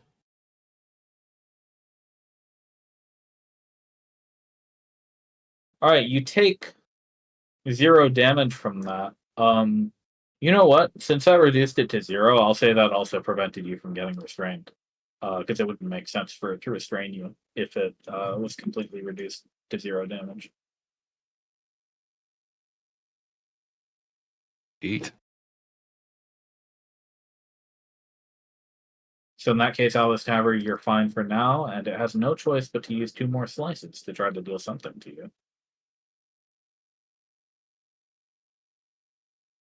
12 and 20. Okay, got me.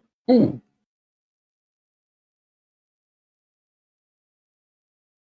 Yeah. I'm gonna take half of that. With your full rogue ability. Yeah.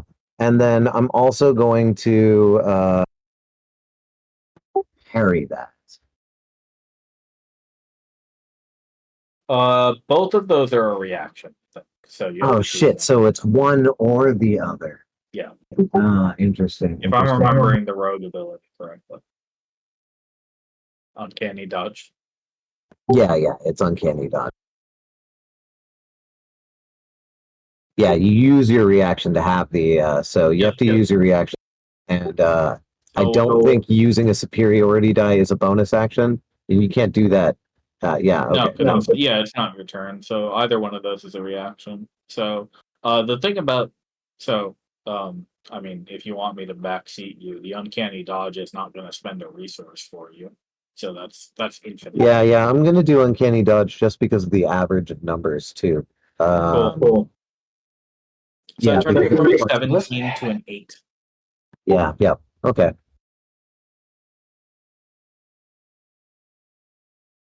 Okay. That's not too bad, right? I'm just moving myself so I know which token I'm I minus. gotcha.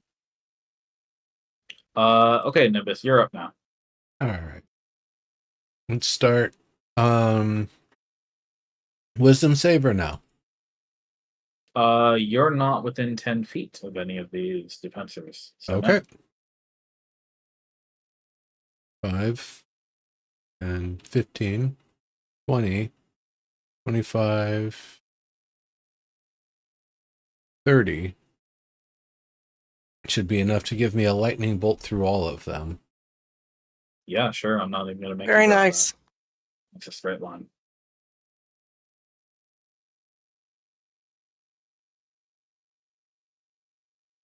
Okay, that's going to be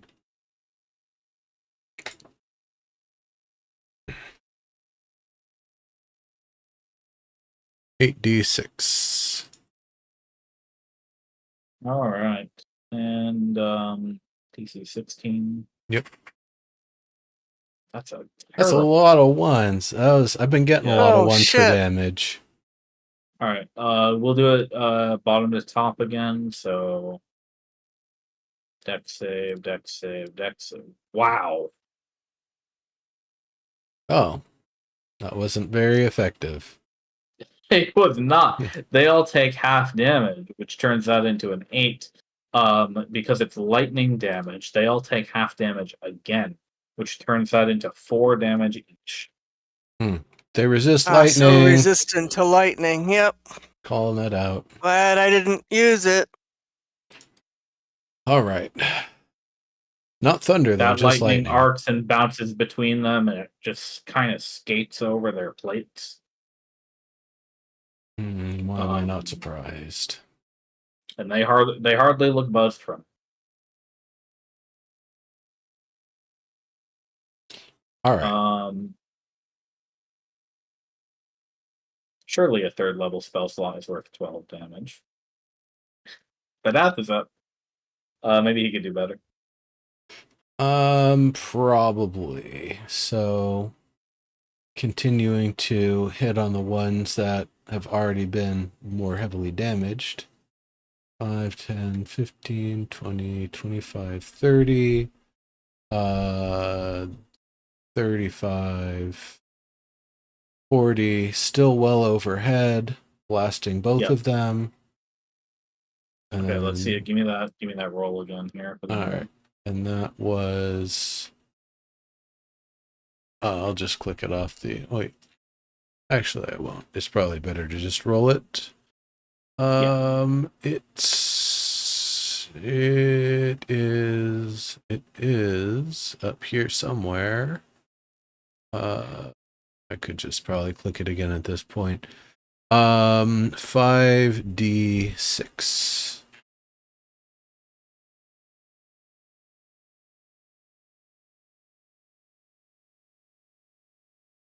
Was it saving throw, dex, or con for this? Nice roll. Dex, I believe. Yeah, Dex. Oh, that's good. I suck at that. Allegedly. And that's not a 22, that's actually a 23. Okay. Well, it turns into a 22 for the other Yeah. two. Sorry. No, I It rolled only- it 3 times, but it's actually yeah. only twice. So, yeah. Okay, so that's 11 damage left. Yeah, they both take 11 to each. 11 and then probably continuing to fly 55 45 50 55 60 high up and away out of their ranges. All right.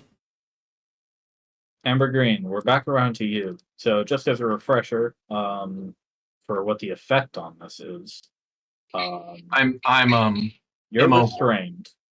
Oh, that right, doesn't- restrained.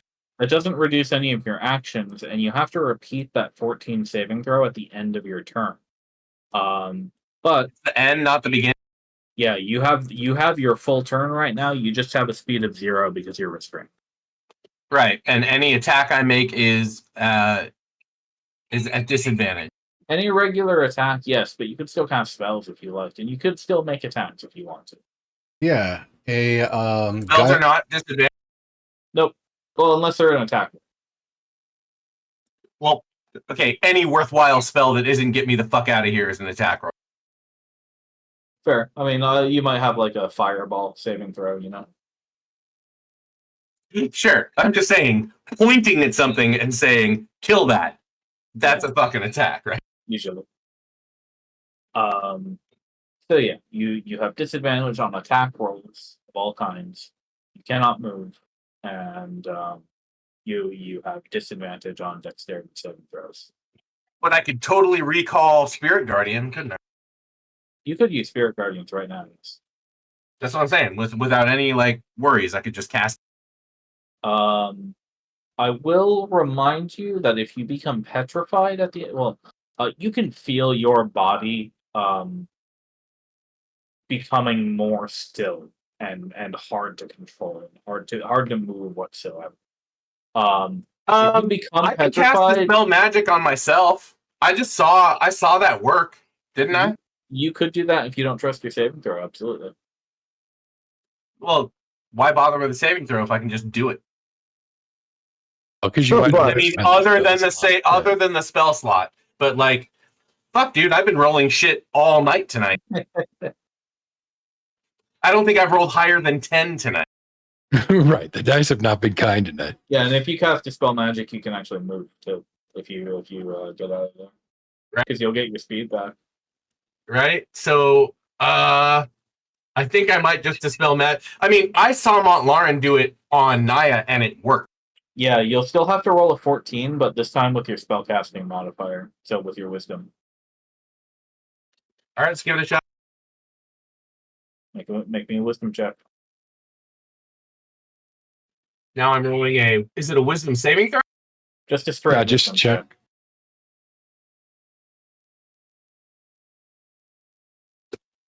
God damn it. That's a shame. That didn't work. You needed a No, 14. clearly it did. Yeah, well, I was almost there. Stupid fucking die.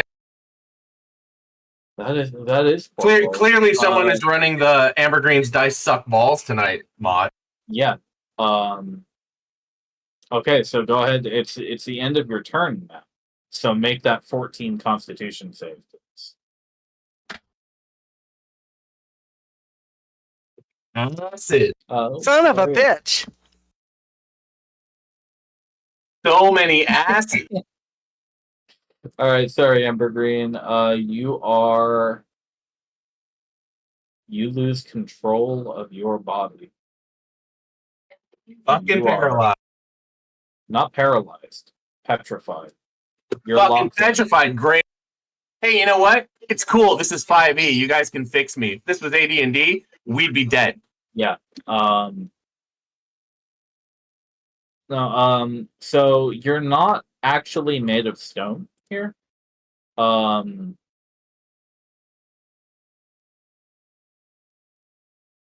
Is it petrified or paralyzed? Petrified. Despite what the condition says, Petrified. you're not actually turned to stone, and your weight hasn't increased. You are currently locked in and cannot move a muscle anywhere on your body except your eyes. Your brain has stopped connecting to anything else.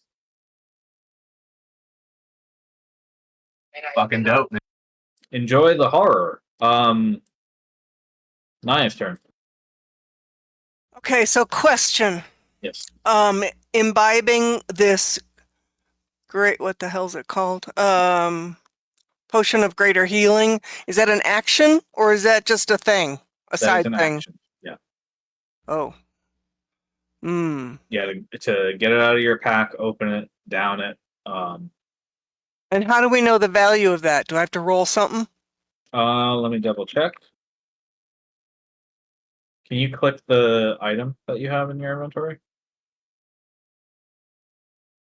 Okay.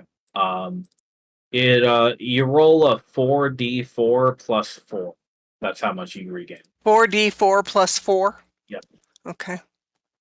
You get that instantly back. Well, I need to heal Montlarin and I need to get closer. So, I guess I'm not going to imbibe that potion. I figured you were going to do the potion action, bonus action heal.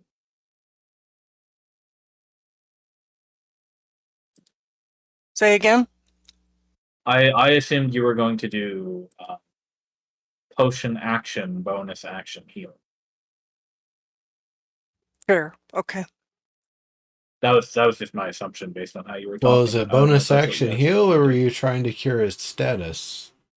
I can't cure his status. Well, let me check cure wounds. Wouldn't Resto cure my status? It doesn't. It Greater does, lesser doesn't. right. Okay, I thought we were talking greater. I do have greater Resto. I just don't have it prepared enough. not in a place to cast I it. have it prepared, but it's one of those super spendy ones, and I can. Oh, I know. Oh, I know. Yeah, so I can cure petrified with it, but I couldn't do anything with restrained. Neither lesser nor greater does anything with restrained, but Greater will cure petrified. but it will cure petrify, which is where you're at, right? Correct. Yeah, I'm a greater resto case right now. No, you're still within range of dispel magic, aren't you? That's not going to work anymore. No? Spell's over.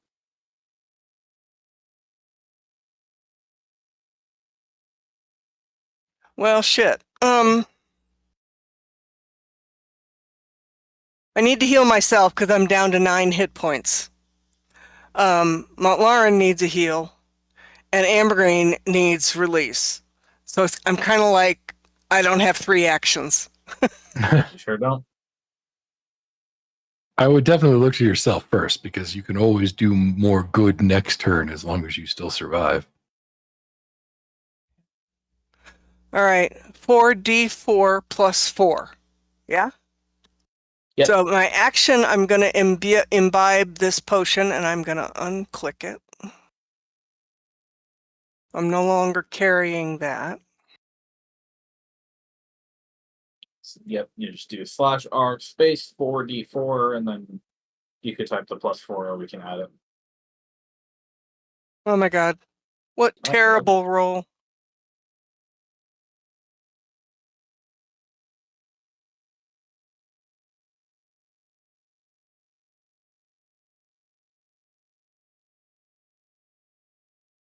Okay. As a bonus action,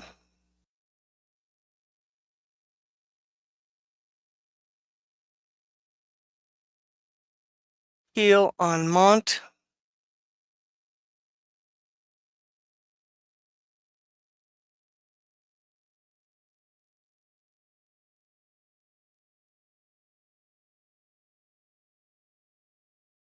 Oh, for fuck's sake. That's Hey, a I'll level 4 spell, for God's sake. Oh, That's terrible. I told you he's rolling the fucking nerf dice fucking mod tonight. That's terrible. What's going on with that one? That is a rank 4 spell. Unbelievable. 4 Yeah, minus it's a spell 2 that doesn't points. scale well, unfortunately. Yeah, okay, increases by 1d6 every time. Yeah, you rolled a 1, 2, and 3 on 3d6. It's bad. oh, but that's the healing spirit, so that at least can be reused. Yes, it can. Oh, I didn't intend to do healing spirit. Shit. Oh, did you want to do I was going to do healing word, and I Alright. hit the wrong one. switch it Can up I undo? then? Yeah. Is there an so undo button? Thank if you. If you click the wrong button, then just click the correct one. No It's problem. still going to do rank 4, but Yeah.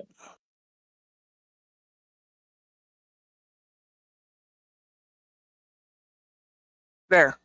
There you go. On Mont. Thank you. Don't die, you're the tank.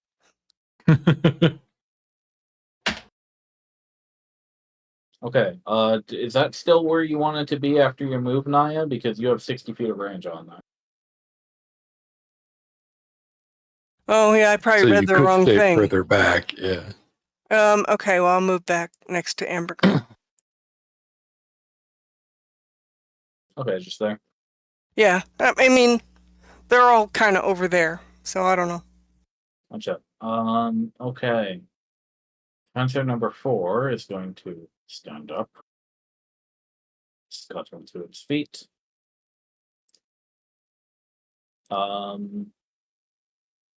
That was half of its movement, which means it has just enough to reach Nimbus. Hello. Ooh. Yeah, I figured it'd get here. Oh, I have to do this real quick. Okay. You are getting attacked with a pen. 12 doesn't hit. All right, 2 slices coming up.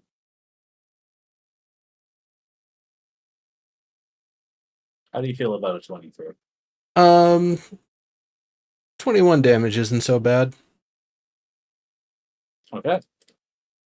Doesn't the 14 also hit, or do you have mage armor out? Yeah, I have mage armor all the time. Okay. That increases you to what? 17. Gotcha. Okay, 21 damage. And then go ahead and make the so half of that is still 10, so it's still a DC 10 concentration.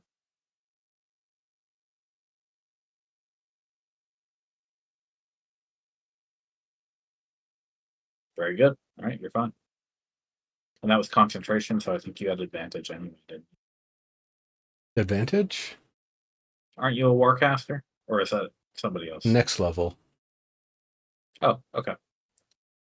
Mont, you're up. You're not restrained. You're a little bit healed. That other one north of you is still prone. Yeah.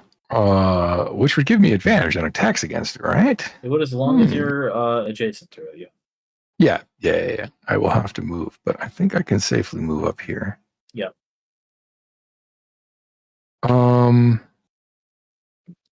Actually, though, hold on. Before I canonize that, let me make sure I actually understand how my abilities work, because that would be embarrassing. Yeah. Okay. Good. All right. I'm going to take a step forward, and I'm gonna whack the crap out of that one that's prone down there. Okay. And I'm going to use this sword.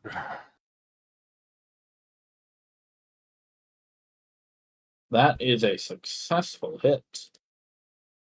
Yay. That deals 15 damage, which is enough to put out the lights in its eyes. Smite Oh, it! fucking finally. Yay. Smite it! Not dead yet. Smite it! Yep. All right. I am going to smite it. Okay. And what's my available spell levels? Oh yeah, I will use a level 2 spell. All right, I will get too spicy here. That's pretty damn good. 18 damage is enough. You obliterate the crystal inside the casing. That one won't get. Thank God. And Nice then I will job. turn my second attack at standy up guy here. Oh wait, I don't have advantage. That was a 13. 13 plus 6 will Yeah. still hit just fine. Yeah, that's a 19. All right, and I am going to smite him too. Okay, so 6 plus 8 is 14. So And now my only available spell slot is 3, so that is going to be spicy. Wow, only a 19. Damn it. yeah, too high, too low. 14 plus 19 is 33. Good job. Well, That was a good turn. Sword swing out of 2. I'm not quite done yet, though. I will then use my bonus action to Misty Step here. Oh, that's handy that you get that as a bonus action. And it's a good thing that smite. Oh shit, so do I. Divine smite isn't a spell. Right? It would suck if it was a spell, wouldn't it? Yeah, that'd be Also, a real could you crappy imagine way if, to change the rules. Right, if you were like a paladin and you had to use both a bonus action and a fucking spell slot to smite, that would be terrible. I forgot to make you make the wisdom save. That's my fault. You can have those 5 feet. Albus Tabber, you got to make the wisdom save at the start of your turn. Oh, it's all good. You still have advantage on this one. Thank you for reminding. Easy. No Nice problem. roll. Not stuck in place by this pressure. You can do whatever you want. Sure.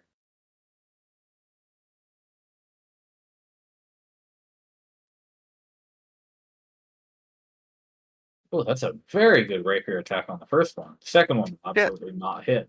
But a 26 is enough to, well, actually, since the 26 is enough to bring it down to 0, if you're able to get that second rapier under it into that crystal casing, you don't need to roll against AC. Well, I'm a very deft fellow.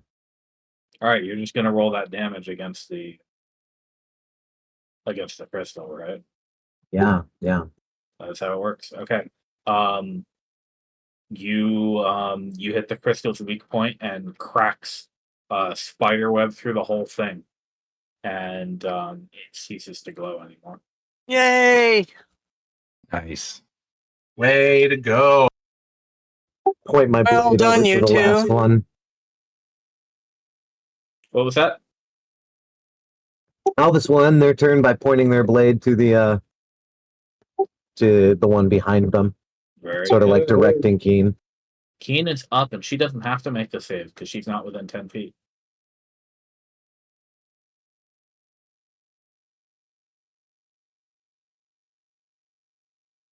Yeah, Keen is going to ride up or charge up by Nimbus's side, trying to gore the ever living fuck out of that thing. Let's see it. Very nice. Yeah, Nice. that's a full 18. Good work. That is Keen's turn. Then Nimbus, you're up now. All right, let's start with the wisdom saving throw. Yeah, you do need that, otherwise your speed is 0. Okay. That looks like a fail, so I think your speed is 0. Mm-hmm. Until the start of your next turn is how long? Yeah. Well, let's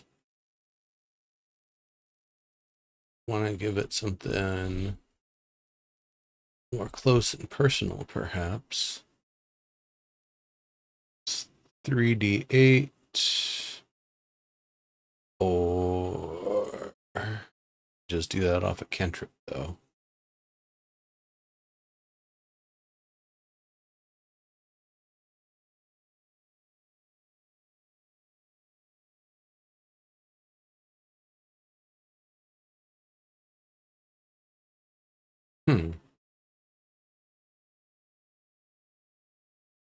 That's 2d8. And it requires them to fail a saving throw.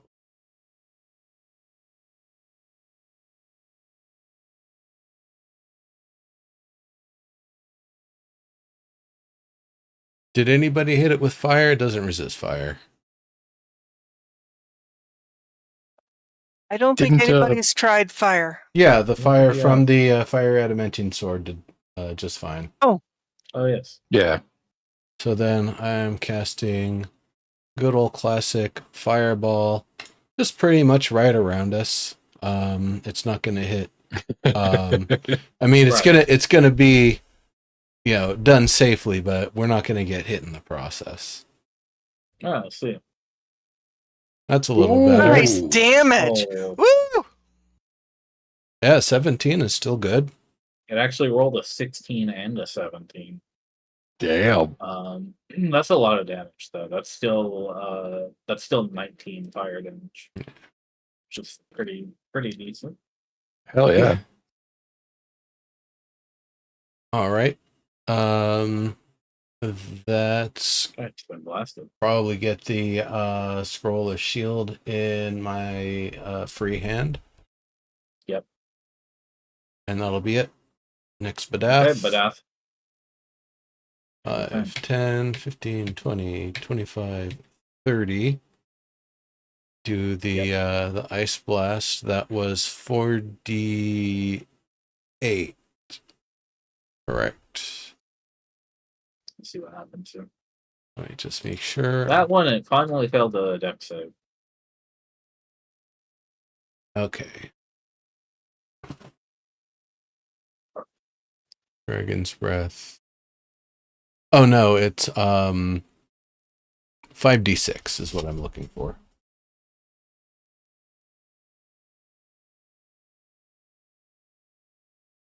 All right. Okay, full 20. Starting to take effect.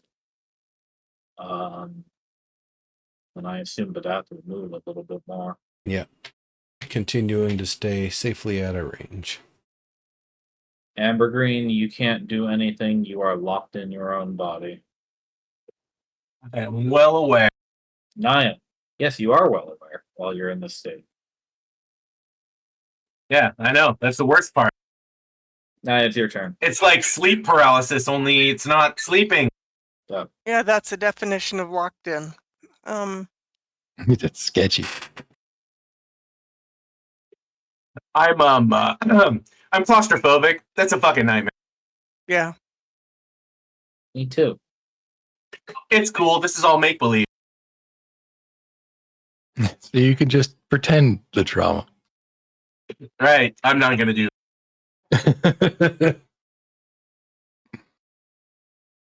Sir, if I go ahead and cast Healing Spirit, does it require an action from everybody that steps into it, or can they just step into it and get a heal? No, it's free. Yeah, they just have to make sure to like step inside at the time. Okay. So I'm gonna go ahead. Technically, it's you choose when the healing happens, but every time we've done it, you've chosen to do it for everyone. So I think it's just programmed that way so that monsters can't walk into it and get a heal. Yeah, okay. That would be weird. Yeah.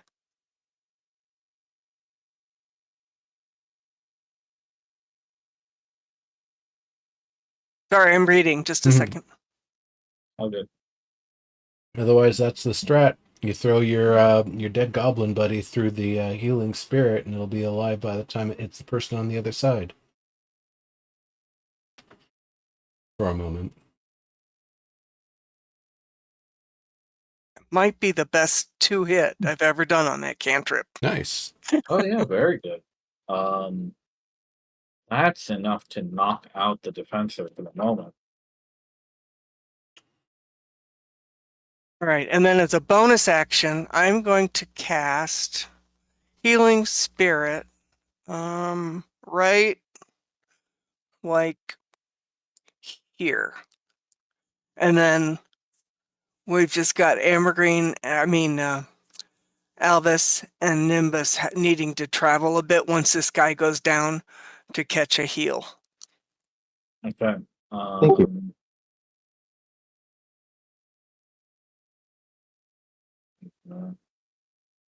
13. Where is it? 13. Right there? No, up, just on the one under me. Gotcha. And how many? It's That is a rank 5. it has a Healing particular Spirit. number of uses. I think you said 6. 1 plus your spell casting ability modifier. So yeah, that's 6. Spell casting, that's the one that says +5 under wisdom. Yep. Okay. God, I'm so bad. Don't forget, you can read the player's handbook at any time. Yes, I did read the part on combat. Thank you very much. Oh, good. Okay, so when a creature moves into the spirit space for the first time on its turn, or starts its turn there, you can cause it to regain. I guess you rolled a lot, so it's going to be 4d6. No, it should be 5d6. Yeah, it's a rank 5 spell. Oh no, but it's a second level spell that starts at 1, so it's only 4d6 for 5th level. Healing Spirit is a rank 2 spell. Yes. So Upcast to rank 5. yeah, so a total of 4d6s. That sucks. I mean, it starts at 1d6 and then gains 1d6 for each level. So Yeah, it's not bad. yeah, that's a lot of healing output that you're about to I was do. gonna say it's wicked powerful when you roll well. Naya, you're the one who dealt the finishing blow here, so you have to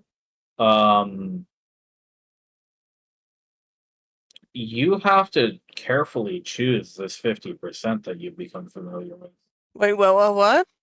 Well, that's how I've been judging it. I've been making whoever dealt the killing blow decide the 50%. So 50% of what?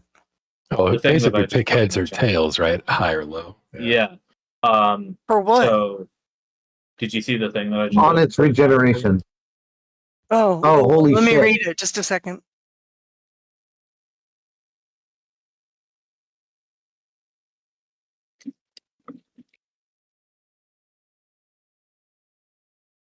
It must receive 10 damage before reactivating. And I have to... Well, I didn't move. Could I... You don't have any damage dealing abilities left, I don't think. 'Cause Yeah, you no, I think, all I could do is whack it. produce flame. No, so what you're gonna have to do is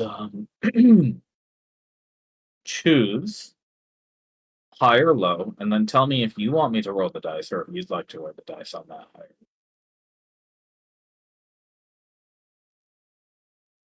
higher. Okay, I was gonna say for a second there, it didn't show it to me. I was like, you can't roll 1d2? What the You hell? can. But that one doesn't count. No, that was just me testing shit. Yeah. So would you like high or would you like low?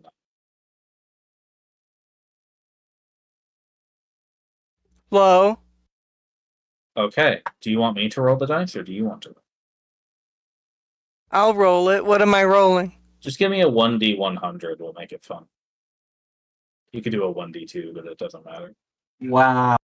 We're gonna roll a D100. Cool. Sure. Yeah. I mean, again, it's 50%. Fuck. Brings the golf ball die out of No, it. I used to actually You keep a got real D100 around. Like I'm just saying, that's fine. It does not stand back up. For full disclosure, I've been using the opposite of what you all pick as the revival number. The opposite? Mhm. Okay. That's been Yeah, the case so- for all of them. Right. So if you pick low, they pick high. Yep. Right. Mount Lauren, this construct did not stand up at the start of its turn.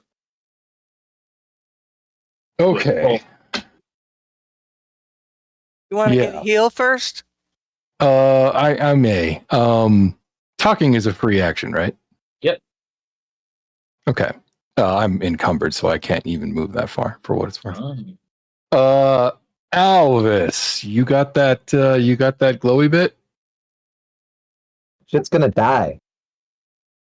Good. In that case, what I'm going to do instead is, oh God, please tell me it's actually, oh, thank God. Oof. For a second, I thought it wasn't in my inventory. I keep one of these around whenever I have the option. So I'm going to use that on Amber. Very nice. Wow. Okay, you'll have to feed that one to him.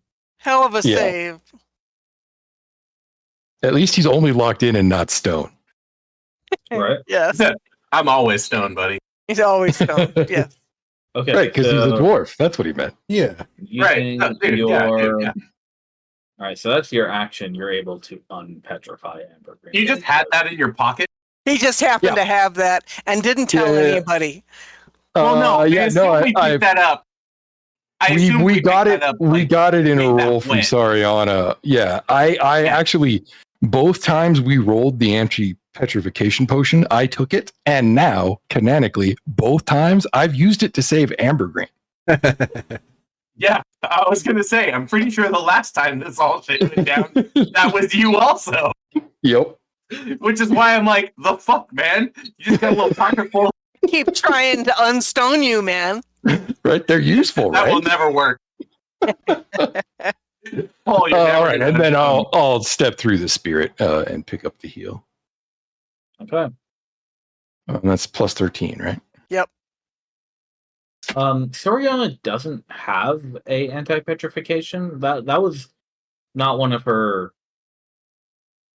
Do we Random pick it up potion. from Yeah, I one thought of you the got that from guys' loot the or Dragon something? Horde, or You not? got it. Oh, yeah. Nightmare? Maybe it was loot. But I know that I've gotten 2 in this campaign at this point, and Yeah. and like literally both times I've had to use them on Amber Greens. All right, Naya, roll that 4d6 unless you use that. I'm an intrepid guy, man. What am I rolling? 4d6 for the heal? Or do you want to use that 13? I tend to You get really out. know where you really know where your towel is. I do. It's in your pocket. Well, if I roll 4d6, it could actually, given my rolls for tonight, be less than 13. So I think we'll just stick with the 13. Okay, Mont, take 13. I think you did. All right. Yep, I did. Cool. All right, that was Stabber. You're up. What's the minimum amount of damage? 10. 10. Yeah. Oh yeah, I spoiled that part. Yep, 10. Okay. Yes. That's 10 damage in a single attack. Good job. Well done. Phew. When the lights go out throughout this thing's whole corpus, for the first time you hear one of these big ones speak words. And it says ground level breached. What? Say again, please. It said ground level breached. Ground level? GROUND? Yeah, Okay. that's correct.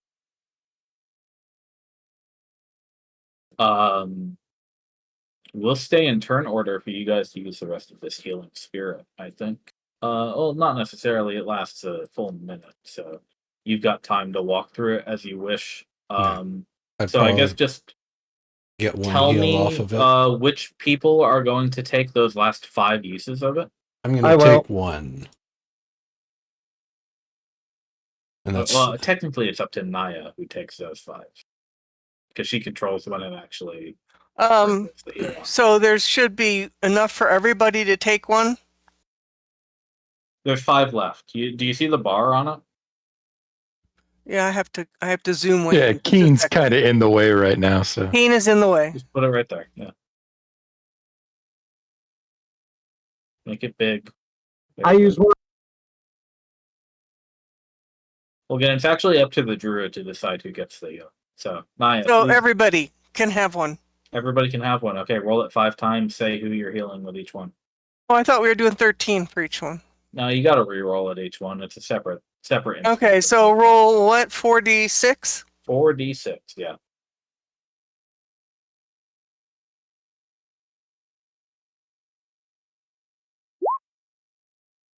See? See? Okay. Who's that for? I don't know. Whoever's next. Alvis? Okay. And you could just hit the up arrow to repeat your last message and roll 20. Last I checked. Up arrow? Yeah.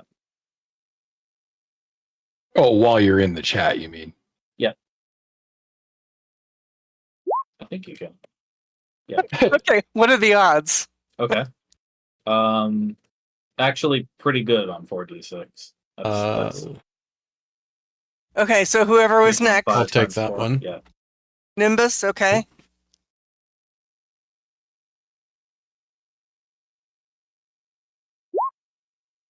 Amber Green? Nice heal. Yes. 18 Heal. points of healing, sir. Get the heal. Thank you. How many points? 18. I see it. Thank Okay, how many are left? 1, 2, 3. 3. Out of 5. No, there's 4 that were taken. So it should be down to 2. 4 out of 6. Yeah, so you got 2 left. Should be you and then probably you again, given where your No, health is. that's you and me. You are the tank. You gotta live.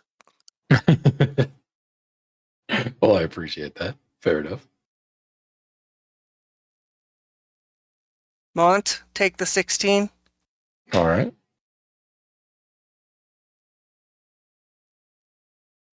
And I'll take the 14. Oof.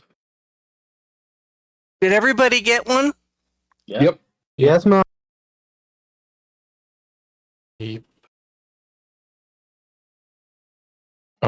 And while I remember it, since we were coordinating, I'm also going to take 2 actions worth of Harness Divine Power to get 2 level 2 spell slots back. Okay. You can use both of those right now. Man, it really helps to know what the hell your stuff does. Yes, I just read yeah, okay, fine. I just read Sorry, that. that sounded like way more sarcastic than I intended it to. I'm sure it was that sarcastic. Exactly that amount. The reason I didn't say anything was exactly because I was like, that will sound super sarcastic. But what I was gonna say is, yeah, dude, that's how this game works. Yeah. Read the shit. I'm Know who you always- are. I'm always Circle rereading of stuff. Yeah, go ahead. Circle of the Coast natural recovery. On that short rest, I could have recovered a whole bunch of spell slots. So the next time we take a short rest, I'm going to be recovering some spell slots. Good call. That's Yeah. actually, yeah, that's another thing that I feel like, I mean, not to wax too weird and differ from what we're doing, but it's a weird thing that the growth of this game and the diversity of the classes has put a lot of burden on your dungeon master to be like, hey, you have this, you should do this, you know, Right. or like you're Yeah, talking at about, a certain you have this weird perk that gives you all your skills, your spells back, you know, and then your dungeon master not only needs to know about this, but you need to remind him. And it's like it's a thing that really got bad in second edition, but is kind of still a thing where you can have this super like esoteric build from all these things that you bought, these books that are official books that you bought, you know, or maybe Dragon Magazine, you know, which is official. But that's why the DM your said DM doesn't have. You can only use books that the DM owns. Yeah. Correct, right? Yeah, that's what I'm It's saying. just- you get It's weird. just a lot. like- There's a certain amount of eye glaze. Yeah. I mean, druid shit is already a lot. And then there's the variations on druid shit. And it's Yeah. like, it's eye glaze on top of eye glaze. Just to read my character sheet is fucking eye glaze. Well, and know who you are based on like. And my issue is there have been so many additions and changes now that I used to know what it was to be, you know, a druid or a barbarian Yeah. or whatever. And now, like, my ideas are still mostly right, but I have to go read the most recent codex, you know, to figure out what actual dice it's supposed to be or whether or not there's an artificer or not anymore, you know. Yeah, so it's like I started when I was reading the player handbook and stuff like that, and I started reading my character sheet, and I ran across this, which is at the bottom of my druid kind of like domainy spell list of things. Yeah, the Roll20 sheets are also not very well formatted because your character traits turn into they're really designed optimally for first level characters. I mean, sir, if I'm reading that right, does that mean I get back 6 spell slots? Let's see. It's Oh, equal to Combined level that is equivalent to less The than real, so equal half. to Yeah, the half real- your the druid real level rounded up.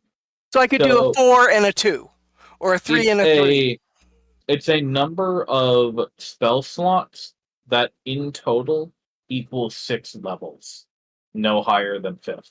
So 3 So- plus 3, 4 plus 2, Indeed. that kind of thing. Okay. yeah, plus one- two plus one two. All right. Well, as long as I understand it, because it's like I fucking didn't even know it was there, and that Moreover, could, you know, when we're Moreover- doing a lot of heals and stuff Yeah. like this, that is a really handy thing to have in your hip pocket and to be aware of. And I wasn't aware of it until quite recently, which is on me. You know. well, get it. Sure, but this is also like this campaign is very homebrew. Like it's what Sir pulls in from various. I know, but after Or- 5 or years, I mostly should be 5 like on top of this, right? Well, the, Almost the 10. mechanics are very raw, mostly. almost 10, but this is mostly 5e, right? Yeah, the Uh, mechanics are almost entirely 5e, like with the couple That's what I of was saying. exceptions. Right. Yeah, I have a couple of small tweaks that I make to make the game work good. But yeah, otherwise we play raw. I don't even use the Xanathar stuff because it's mostly more mostly eye glaze. core rulebook. Well, that's the whole. So this actually gets back to kind of what I was saying. I in the don't, first- I don't even know what the fuck a Van Richten's guide is. Right. Or, there's a Big B one now. So, Oh my god! Please stop. I hate the fact that they're bringing back literally every name of every person and making it a fucking. it's never been more popular. They gotta do I it. know. They're legally obligated. God damn it! They made a Venger book. They're They've got bored. Venger on their They put fucking. Venture on God, the cover. That's hilarious. You act like they've It's so never sad. done this, though. They didn't do it with Venger. They didn't do it with fucking. No, they didn't do Avenger, but that's just because in the 80s, nobody had faith that transmedia was a thing. That had nothing to do with Dungeons and Dragons. Yeah. No, I know, but this shit on. If they had thought of it, if they had Right. not been convinced by their executives that that was a shit idea, it would have happened. look, I'm not going to argue with you about commercial art. I'm not, because it is commercial art. You are correct. We'll just go with that because it's true. But there was some like grace. There was some, I don't know what it was. There's Yeah. something. To be clear, I'm not talking about commercial art. I'm saying the grace you're implying existed in Wizards of the Coast or further back TSR is straight up not true. Okay, well then there was no grace, and now they're just mining. Let's just go back to what I was saying in the first place. They're mining the fucking canon for money. They're mining it for IPs, for people they can put on the cover. Always have, garbage. always will. That's what they do. No. Second Edition wasn't that. Second Edition was all about making you a million different books about what you could play, who you could be. They didn't give them names. There wasn't a fucking Vecna book. Not until now. There hasn't been a Vecna book until right now, because Vecna was Apocrypha until right now. Well, okay, hold on. That's actually not exactly true. But the reason that there wasn't a Vecna book before is because there wasn't a Stranger Things. Yeah. Okay, that's true too. I will absolutely accept that because it's fucking true.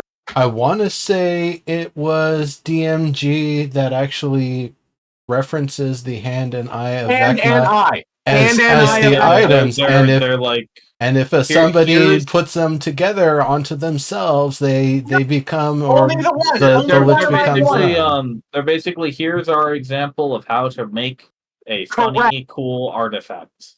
Serbiu is the god DM. Thank you, Serb. You like, man, you get to. I read the book. Yeah, I know. That's what I'm saying. Like, I read the when I retire, book. I did retire. I did retire. You get to be the next Godfather. You get to be the next me. Very well. Because you're correct. I can scream about bad things that I liked for a long time too. So mad that there's a Vecna book. Fuck. So, TSR book 11662, second edition. Die Vecna Die.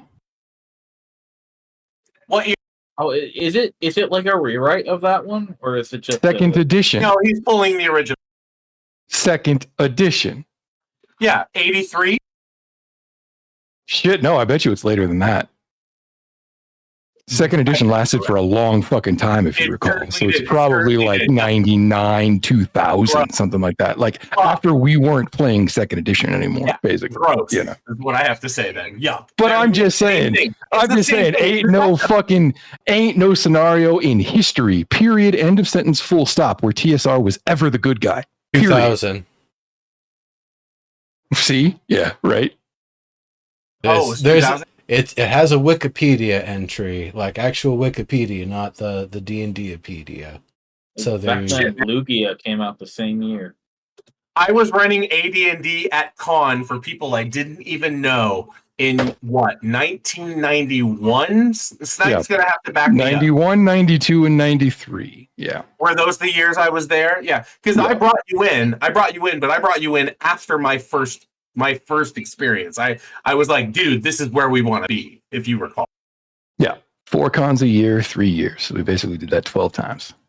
All right, cool. Thank you for keeping records. But yeah, it was, that's what I'm saying. It was back then. And back then, that shit was Apocrypha. Like, it was there, but it was God, they did a Diablo book at the time. Yeah, I remember they had the Diablo version. And you remember I was mad about it.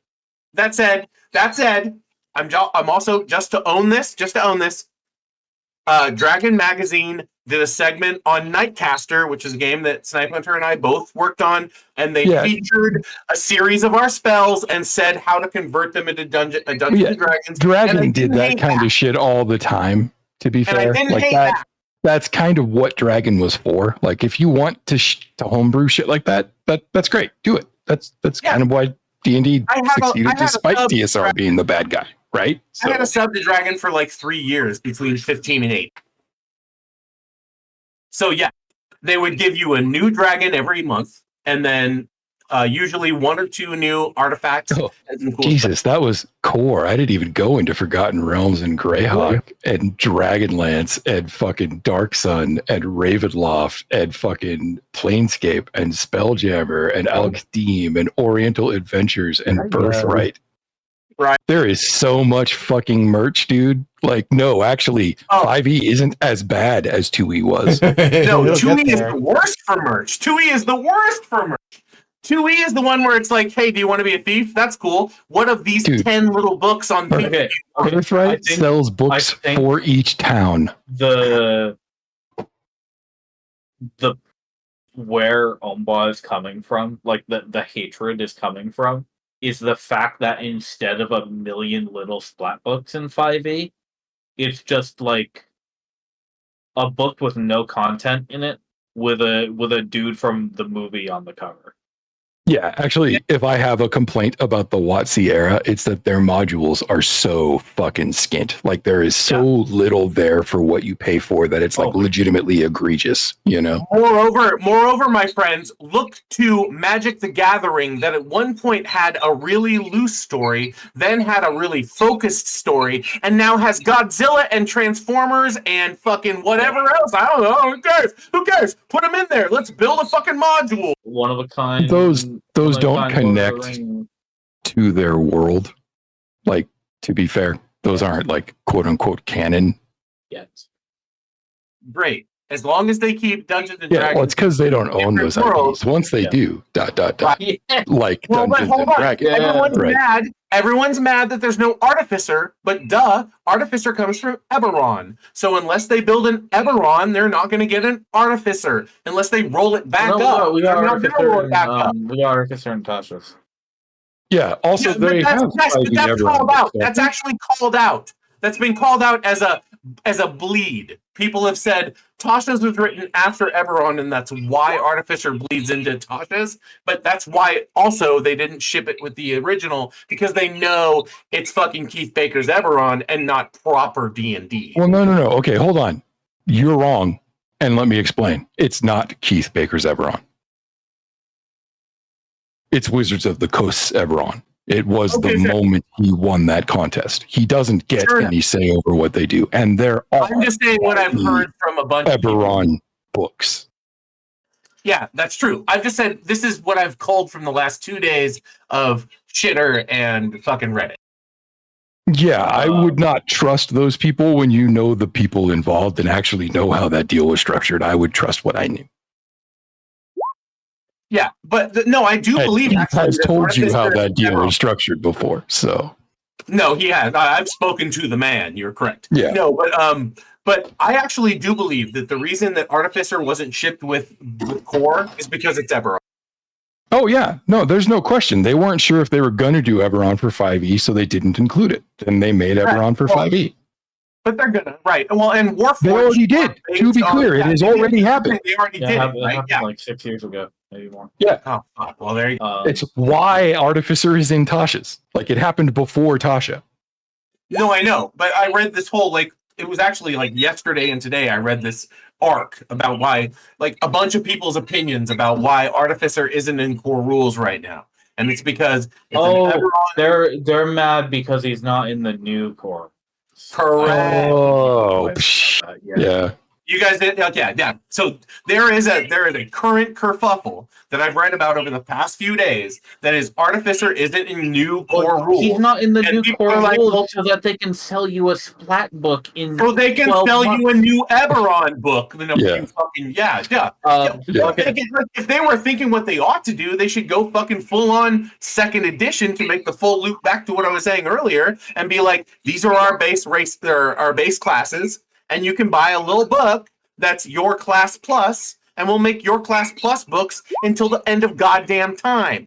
Yeah, the problem is actually kind of related to a complaint that Serb was making earlier, which is that if you want to sell D&D product now, you can't really sell a million little splat books. You've You got gotta to keep make this, a GM big hardcover GM's premiere gotta buy it. book.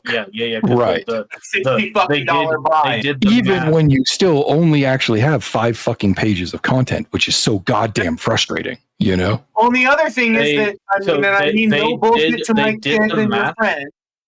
They But- did the math and they released the numbers. DMs are almost exclusively the people who buy the books. Oh, sure. I mean, you So, yeah, literally that's are the why- only game I play, but I own basically every 5e book. Yeah, but When I was a kid, I stole books and also bought books. But yeah, of course, because I was our but the Ah. players, yeah, I think Montlarn is correct. Where the players That aren't thing you gonna, were in the talking current about market. earlier, Alvis, about not incriminating ourselves. The joke Oh, yeah. came around. Why would I ever talk about not incriminating ourselves? You brought it I up know, at that'd the be weird. start. That'd be almost incriminatory. But yeah, the average 5e player isn't gonna buy 5 splat books for their class. So the reason that they get all like big marketing with them now is because the players are probably more likely to buy them if they're like, "Hey, look, Venger is on the cover." You know that guy from that Like, funny. no, cartoon? I do know, yeah. Yeah, Or nostalgia fucking trip, Rick and Morty. yeah. Yeah, I met the right. person who wrote. I interviewed for work the person who did the Rick and Morty expansion. I'm guilty of buying the Acquisitions Incorporated book because I like the show. I'm literally never going to use any of it. Maybe like No, some of you just- the little bit of the guild making rules, but like other than that, like it's mostly a paperweight. How about When I was- Wendy's No, Burger no. Slayer? Did anybody get a hard copy of Wendy's Burger Slayer?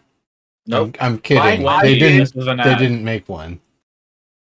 No, I did get the fucking PDF, but also I have recently purchased what Thunder. What's it called? Hold on a second. I'll read. I gotta look at the title. I like the fast Heavy 5e Heavy thing. Metal Thunder Mouse. I just bought Heavy Metal Thunder Mouse recently, and I also bought Heckin' Good Doggos recently, and I'm down to run a game with you guys, like a one shot. Let's do a one shot, but of either or a combination of those. I'm But that's still just waiting. who I am. I'm still waiting for you to run that Monty Cook game that like 7 years ago you said you were going to run. Which Monty Cook game was it? The one that Diggs bought you the whole big ass set for. Oh, fuck, dude. Fuck. That thing is insane. That is not a one shot. I cannot run a one shot in that. I don't know anything about it. I just know that you promised to run a campaign in it and then never did. Oh, yeah. Okay, well, I have it, and if you would like me to do that, that is you guys all sign up to do something half as deep as this Redshift campaign, because that thing is big, long, deep. What the fuck? Speaking of which, Yo. we're almost 20 minutes in, and people ask me why I'm on session 159 of this game sometimes. Yeah. But do you guys want to play this game? Yeah, I would love Yeah, to. I do do. it. Okay, that was a refreshing break. Thank you. Yeah, that was fun. I gotta ask everybody, 3 more of those guys dropped down from the ceiling. Do we think we survived that fight? I am 3 not more? sure. Maybe. Yeah, maybe. Definite maybe. Well, that's kind of the thing that I'm a little concerned about here. Is we might be a little stretched too thin for how dense the defenses are here, and apparently how much bigger and tougher they get. We could probably do a little bit more exploring, but next sign of Is this danger, a- if it's not something Is we this can a time for a short rest? Is this a time to Are you thinking of bugging out? I'm starting to think this might be time for us to maybe gather some of the parts off of these ones we just busted and walk them through a teleportation circle back. Maybe not. It would be the recall back and just I have Windwalk pick up prepared. we have to get outside to make that work though. I mean, Oh, we could do true. that with the teleportation circle, sure. But if recall is a little bit less resource to activate and we're all able to use that. What is recall? That's Amber Green's Word of Recall spell that he's been saving. I forgot about that. Yep. That is only one action. But we all have to be Oh, gathered yeah. together. Yeah, you just got to be We do. bunched up. And it's absolutely a note. It absolutely just brings us right back. Yep. It's funny, I considered it earlier when I was like, shit, I might die. I could absolutely go away. Yeah, that was probably the most at risk of not surviving we've been since we came in here. Yep. Yeah, very, very true. Especially when they first target and disable the 2 healers. And I'm like, oh, this doesn't Right. look I'm good. down to 2 Right. level 2 spell Almost slots. like they know what they were doing. Yeah, exactly. And Uh-huh. also, that's the other thing is I have 3 first level spells and 1 fourth, 2 fifth, and 1 sixth left. So I can do really, really major shit or good really, still. really minor shit and nothing else. The ground floor is right there. That is the major shit to do. Well, we Which have one? no What are you saying idea. I should? Well, the question is, That's can we it. survive it? That said, Word of Recall is a 6th level spell. I can only do that 1 time. That's it. I got the Yeah, We one. can do that that's while what we're you in do. combat. Just so long as You're we're right. all I can. together. So if it So becomes a fucking if we that if also we means all that in What's the combat, I range? do not throw a Like sunbeam. how close do we actually need to be together? Let me check. You all have to be adjacent to him for it to work. Okay. so Within 5 feet. You Yeah. need to be standing toe to toe. we would literally just need to be marching together. Oh, and rip Badath. Oh, I And can... it's only 5 of you, so it needs to be just you and not your monster. Actually, I don't think Badath would have a problem. He can just fly over, and he'll still be in 5. No, You I can mean, have rip another him. Number of Creature. creatures. Yeah. Oh, He's- yeah. Well, Badath is creature number 6. So well, then I can send them away for a little bit. That's fine. That's what I'm saying. If they're familiars, you can unsummon them, right? What about Keen? Keen cannot Keen be would summoned. She's teleport, not yeah. a familiar anymore. Okay. Yeah, so that's your planned escape route, but Wait, no, Keen would act as a 6th creature then. you No, it's and up to Evergreen 5. plus 5. Yeah. Okay, thanks. Um, No, the major stuff is down there. It's me and 5. Yeah, I mean, we should at the very least poke around, but Stay close. my fear is that there's a much bigger fight ahead. Yeah, I think Yeah, we're not I ready think for- that's fair. And I- we're not in any kind of shape to take that on right now. We're also not certain that we'll be able to get back in here. Yeah, either there may be defenses that have changed since we've breached the facility, so to speak. I'm just saying, if I was a worthwhile human secretary, no offense to the humans here in question. Wait, there are none. Anyway, She was if I elven. were a common secretary and my office, let's call it, my place of work had been invaded, and it was also my duty to upkeep that shit, I would be updating it as soon as I was done with the invasion. Well, except that we know that the secretary has not been in contact with all of her bots. So something's broken. What we don't know is what is still yet on another level down below that we haven't been to yet that we suspect is worse than what we've already no. encountered. Actually, we know what's down there. That's the entrance. It's ground floor. That's exactly where we've been trying to get to. Yeah, in a perfect world, we can actually get down to the ground floor and open some sort of entrance and get out that way. So that's kind of why I was saying I want to at least make sure we poke around before we pull the ripcord. Yeah, that makes sense. Okay, if we could Well, open the door, Spellcasters that with would their be cushy spell. great in terms of the possibility of getting back in. Right. Presuming that there's no bot to come and clean up after us. Well, and there may be, but we would at least at that point know something about something about the route, you know? Right. So I still think there's value in at least pushing forward until, a threat shows itself. I have another question. Nimbus, the rune address that we got on the teleportation circle from the secretary at Gemery, or the proxy at Gemery, do we still have that info? Well, yeah, it's unless it is physically destroyed by the tower, it will be there waiting for us. So we could use that teleportation circle again.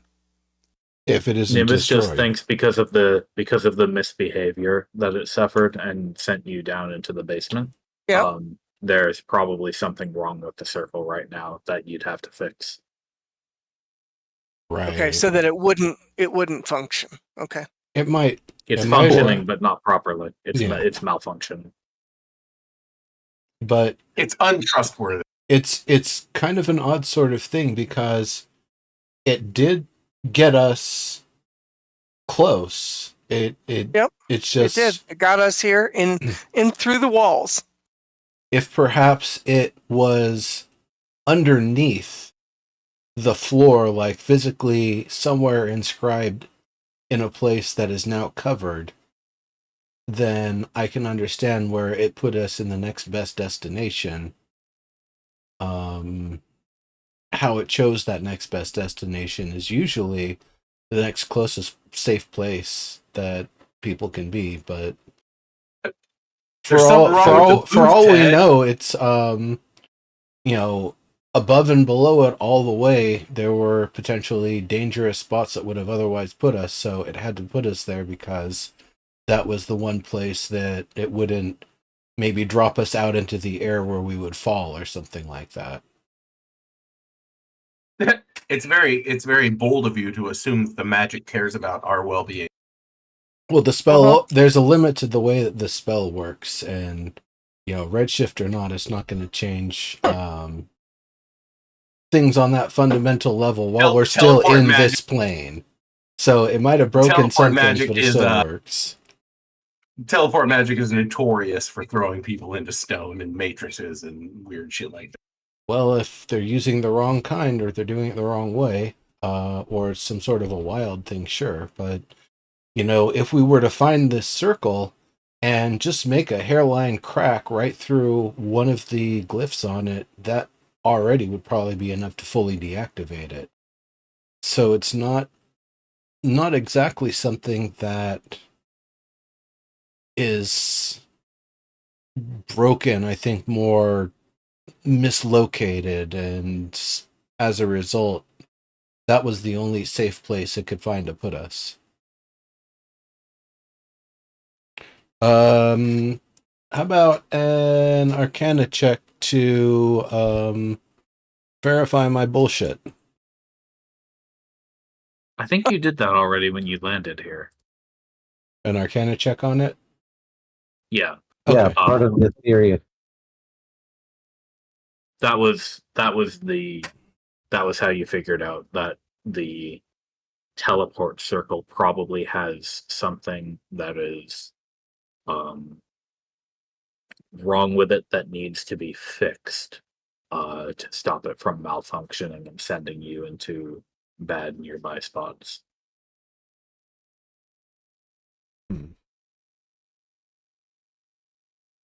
But yeah, I'm pretty sure you aced that check, so you got that info. All right. You made that educated guess. Okay.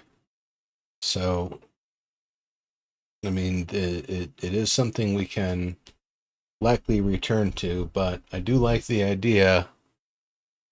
We can try to do our very best to. Gosh, we've just taken a lot of rests while we've been here. We could find somewhere a little bit safe and try to rest a bit more. Just try to patch up as we can and move forward. And the first sign of danger, we recall and take a couple weeks Decisive to danger. rest because we're all kind of beat up now.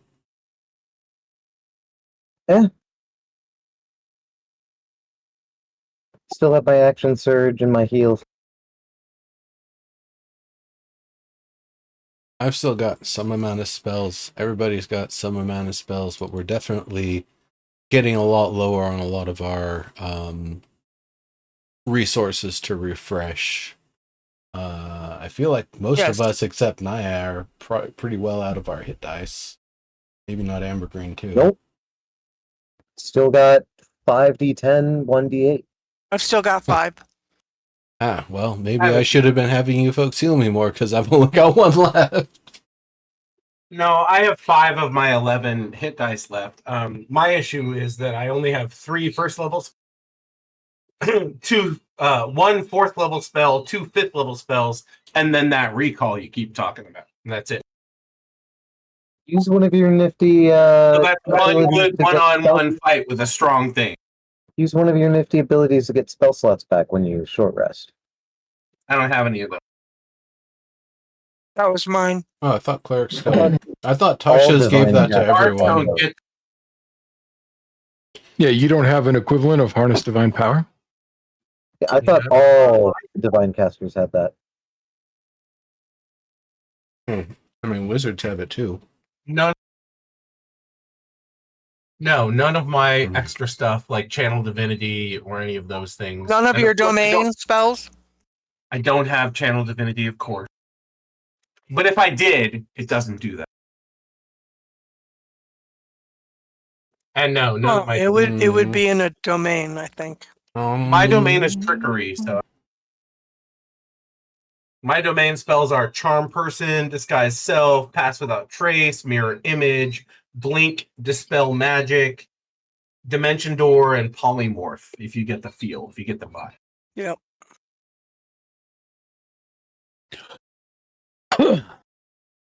Is it possible that like it's a Tasha's thing and you didn't add it to your? Yeah, it was totally from Tasha's, and I thought all of the full casters got it.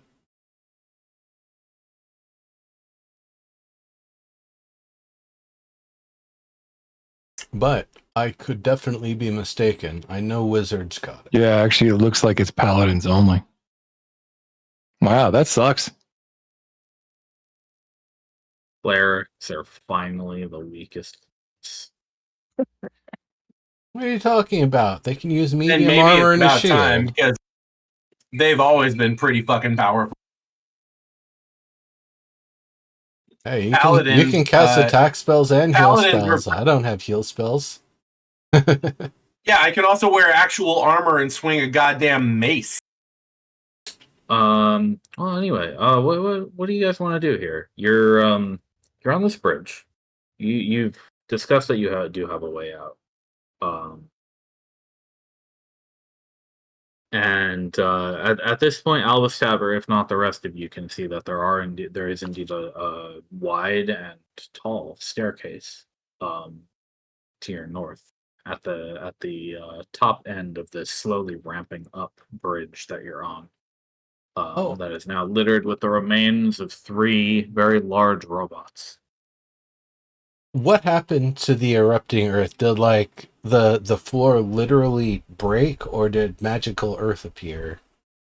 Magical earth appeared, and it'll magically disappear in time. But for now, it's still difficult terrain. Okay.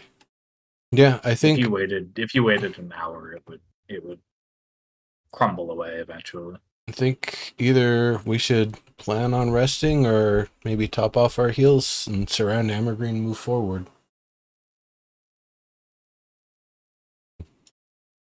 Yeah, I mean, we could try a short rest and Yeah, let's push forward to the staircase at least before we do so. Like, I feel Okay. we're too exposed out here.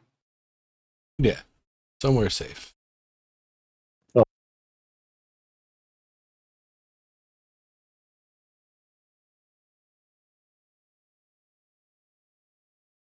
I'm staying close to this guy. I don't know where everyone else is going. Okay. That's why I'm walking Here over slowly. the Yeah. staircase. Sorry. Oh yeah, were we going to the stairs? Yeah. yeah. Yeah, I mean you've got stairs north and an elevator south. That's it. Alright. Not much else. Stick No, with- not many other places to go from here. I'm at about half of my life. Well, Maybe 2/3. he's a little more healing. You don't have to necessarily rest, but if you got If we take a short rest and I take some hit dice, I could probably fix it.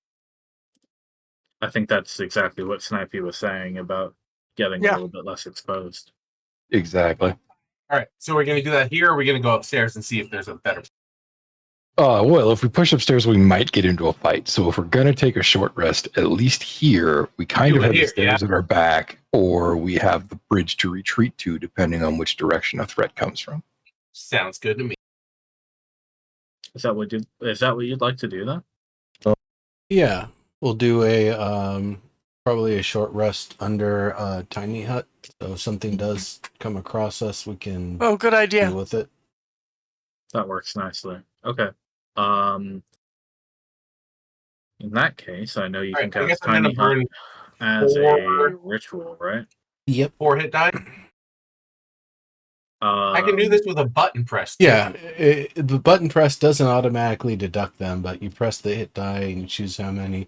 You can do it one at a time, Yeah, so you you don't click overdo the it. click the D8 to let it roll it for you. see. But yeah, you're successfuly Fucking able to ass. complete your short rest, and you're not Damn interrupted that. by anything. No sounds, no robots, no patrolling things, no well, you wouldn't be able to tell if there was wind, I suppose.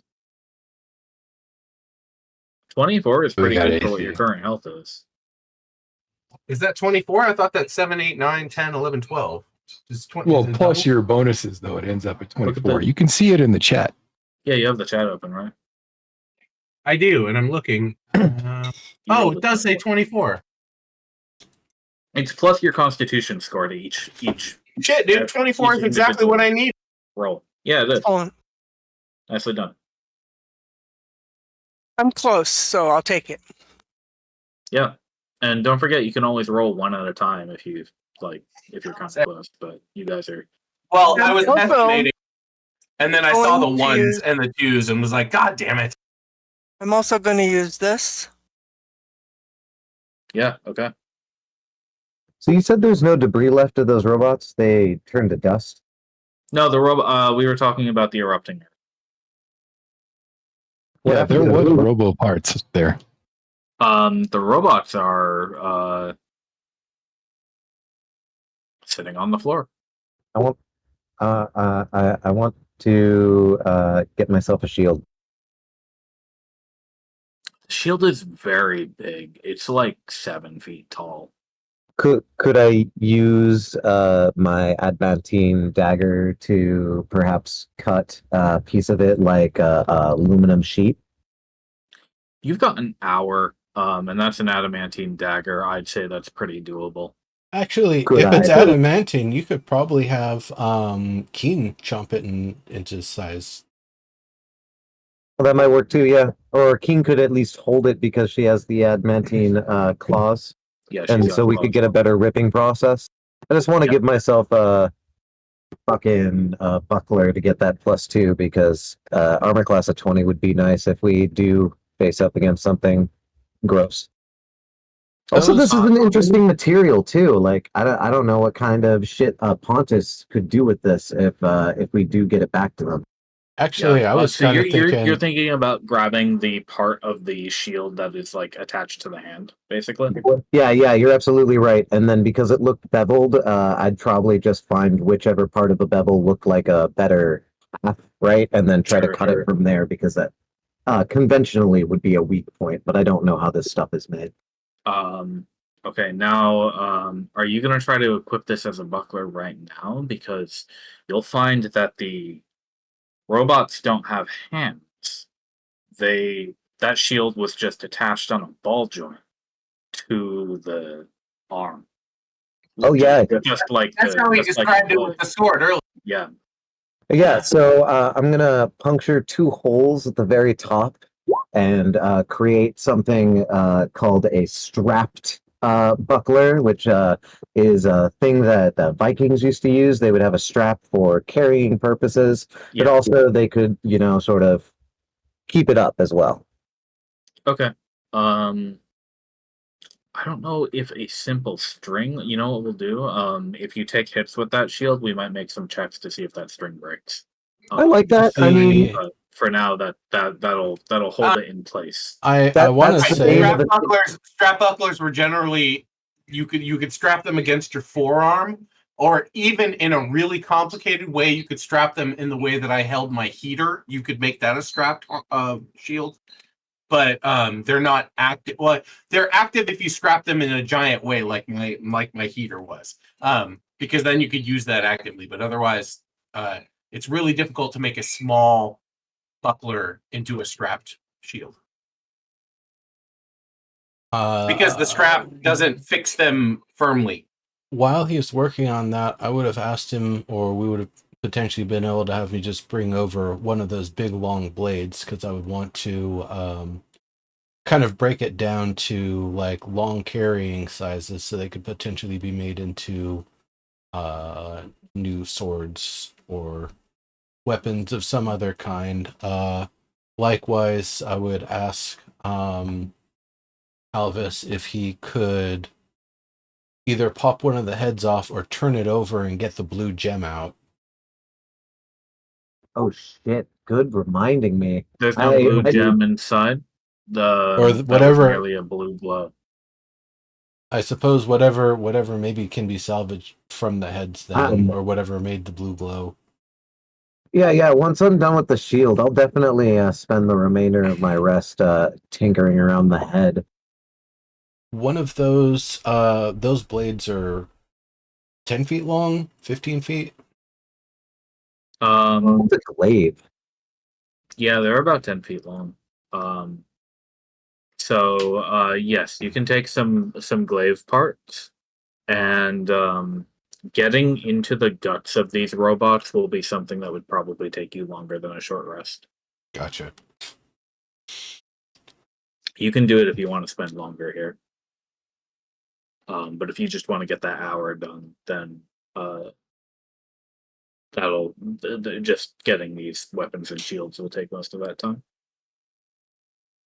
These might be useful, maybe for another weapon for Keen, or something to help reinforce the legs and give a little bit of that cutting action. Maybe I don't know if we need any more swords. Montlaran, you seem like you already carry a lot. What were these monsters called? What are we calling them? Shield drones? Like Defensors. Forcers. Yeah, defensors. Robots, yeah, giant ass fucking bolos. And yeah, I'm a walking arsenal right now. It's part of the reason I'm encumbered, but only part. Right. I mean, the armor's Yes, not so light on its nightly. own. It's lighter, but it's not light. Right. But yeah, like 2 long swords, a sling, a longbow, and a trident. A partridge in a pear tree. Correct. I Yeah, when I'm well rested, I'm an artillery. I'm just a little small. Just move me into place, and I'll just destroy. I also have a dagger. I forgot about that. Oh yes. Oh, nice. Always gotta have a dagger. That's for your teeth. That's why you were like, no, actually. For eating olives. Yeah, I'm that guy in the 80s action movie going through the metal detector, right? Right, totally. Yeah. Unloading all his shit into the and then these, and then like gets to the metal detector and it beeps and he goes, oh, reaches into his back pocket and pulls out his nunchucks. Exactly. Or I guess the that movie. other one I think of is I'm gonna get you, sucker, when the guy walks out of the place with all the guns he's strapped to himself and they all go off and kill him. Yeah. Or in a joke that only Snipe Hunter will get. Wow, man, lucky thing you got off of the moon. There was looks like there was a terrorist attack. Lucky thing. Yeah. Right? Lucky thing. Exactly.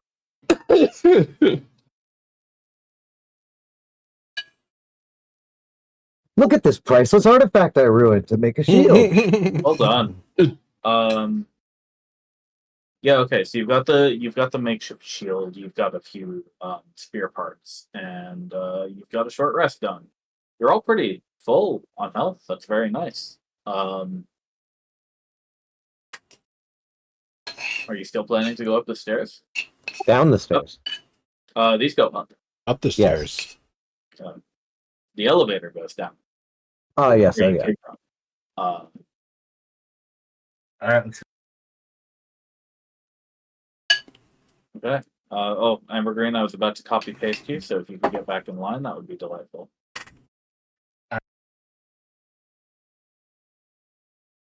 do you see what happened there? Do you see what Verde Yeah, just did? I saw it. I saw it happen. What did I just do? You didn't. Verde was not. Neither. I just assumed it was Verde. I apologize. No, Oh, no, oh. I'm just trying to make my shield work by I thought someone was being sneaky. You travel up and up and up and up a staircase that seems to go on for a very, very, very long time. In fact, these stairs take you climbing at your regular pace. Um, well, let's see. Would you have continued going up these stairs if it started to reach, say, 30 minutes? Yeah, I assume so. In fact, if it was longer than like 4 hours, I would just camp again. I would say, guys, Sure, seems like yeah. we could camp. Let's do a long rest here. It's not going to hurt. But yeah, if you're willing to put in the 30 minutes, that's about how long it takes for you to get to the top of these stairs. All right. Like the Shinra building. Very well. Yeah, I mean, as long as like we had like chalked up the wall and made sure that we weren't in a loop, I think Right, that would have yeah. lasted 30 Going minutes. up the same, yeah, exactly. Fair enough, Yeah. fair enough. Yeah. Yeah, no, it's definitely you're not in some kind of loop. You see the progress going down. You maybe toss like a shiny rock or if any of you have like a spare torch to like I would have toss made a down mark and with like chalk. see it glowing in the distance. It even curves a little bit, very gradually, just going up. So eventually you can't even see the bottom. It's 54 flights to get from the But it- ground floor to my apartment. So Jesus, man. Does come out somewhere into a room, a much smaller room than the one you were just in a moment ago. It's still dark, but I think most of you can see pedal-shaped devices in the middle of the room. Each I do see some device switches. has Yeah, I a see it. different symbol on its pedestal, I see the symbols which also. you can see on the floor.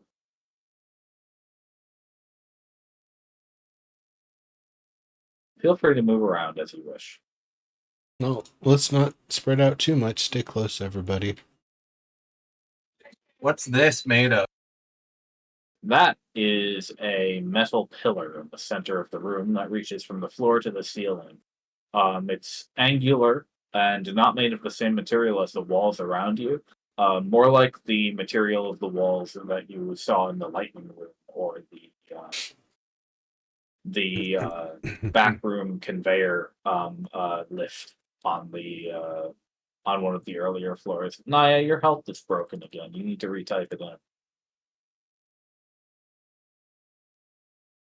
I got it. Dang it. You have to hit enter after you type in the plus 19 or whatever. I did. Otherwise, okay. Won't take it if I don't. I guess it doesn't like it when you do that. Yeah, so that is a sort of like brushed metal pillar. But it seems mundane. Are there like words enough on to it you. or figures on it or anything? These actually look No. like runes, somewhat druidic runes. And they, in their resemblance to druidic runes, would signify elements.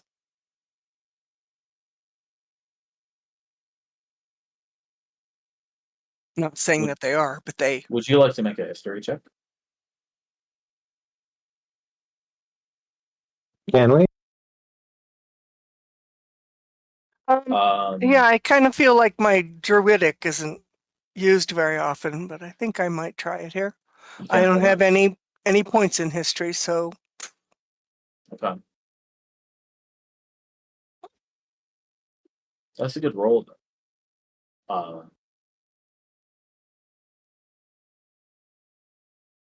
Naya, you you knew that the symbols on the doors in the room with the switches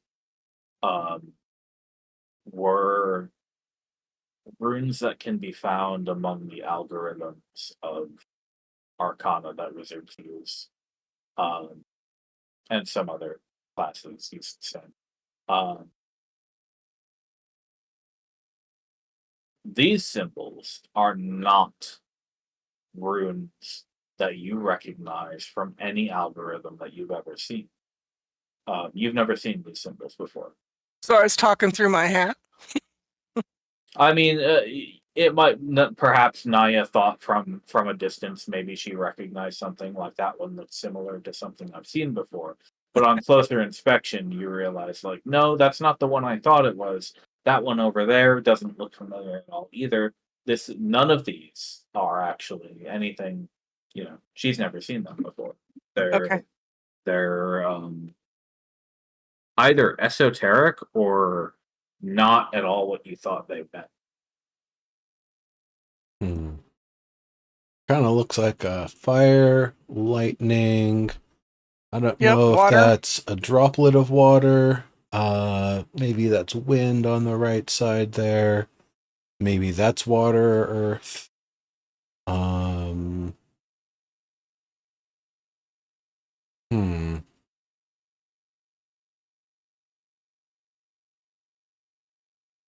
I mean,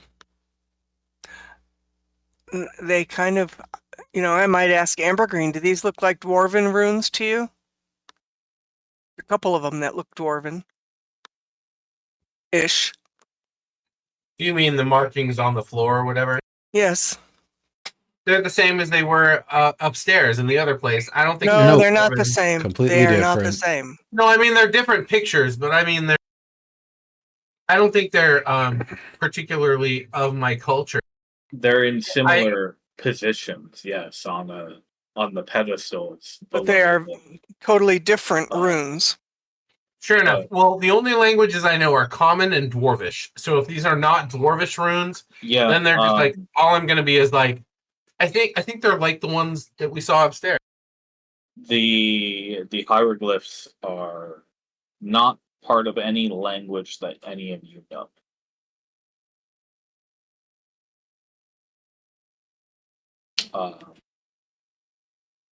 And Ambergreen, just for context, I did mention to Naya that she recognized that the symbols you saw on the floor below were part of those were kind of standard arcanic runes. I could use Arcana or History. Yeah, the stuff that you'd see in like a teleport circle or a glyph of warding, that kind of like some of those runes would make an appearance in them. These none of you recognize as any part of any language or part of any arcane algorithm. Do any of them correlate with the ones that? No, my Arcana actually hold is. on, hey, one at a time here, brother. Yeah. Do any of them look like any of the ones that Holtzman was using for his makeshift teleportation circle? Not that you recognize. Okay. No. His were more standard. Standard. Okay. All right. Go for it, Bard. Oh, Yeah. all Please I was Evergreen saying, go, then we'll handle Alpha Fiber. I don't have any Arcana. Like my int is 10. Like I'm not a smart bard, but I'm a very wise bard. So I just assumed maybe Naya would say that information out loud, or perhaps Nimbus It's just- while you were looking at them before. Yeah, probably would have mentioned it. But my history is actually pretty good. Like I have a +4 history, but I have a +0 Arcana. And then the other one that I thought would be useful would be. Oh no, actually, I don't think I have another one. So no, my Arcana is shit. So I wouldn't actually know based on Arcana. But if it's history, I have some Arcana. I have. If you want to roll history, to see the proficiency. number, I have you can, proficiency. but Naya already got the info that she was looking for. Oh, sick. Well, in that case, I wouldn't bother. I would just listen to that. Fair enough. Alice Taver, if you want to investigate the area around the device and the device itself, I can tell you about the device. These look very similar to the ones you saw below on the previous floor. They look like they probably work in much the same way, but where you figured out that those devices had a orb that you could use as a sort of lever, These devices have no such thing. Instead, at the at their center, at the center of the pedals, there is a rather than an orb on a hole. There is a very small, like 4 by 4 inch box, and there is a rectangular slot in the box. How many cards do we have?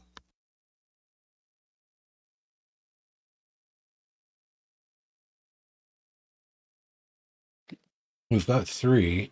Um, Thought Are we they- had 4. are they the size? I mean, unless we got one in that last room, but I think it's just the 3 still. Do any of them look like they would actually be the size to interface with this, or not really? You don't see any glowing panels on these devices, but you do. It does look like the slot in these boxes is just about the size, the dimensions of one of these cards. You can't see how far into the slot they'd go if you put one in there. You'd have to try it to determine for sure if it would stick out at all or if it would go all the way in flush. We need to look at the cards again and see if they have any of these symbols on them. They don't. The cards are they have a sort of white or silver panel at the bottom that makes them easy to hold on to, and then they have a much larger crystalline piece that is the actual card itself. You think because that's the part that receives the slight glow when you put it up to the panels that they activate. Colors do we have again?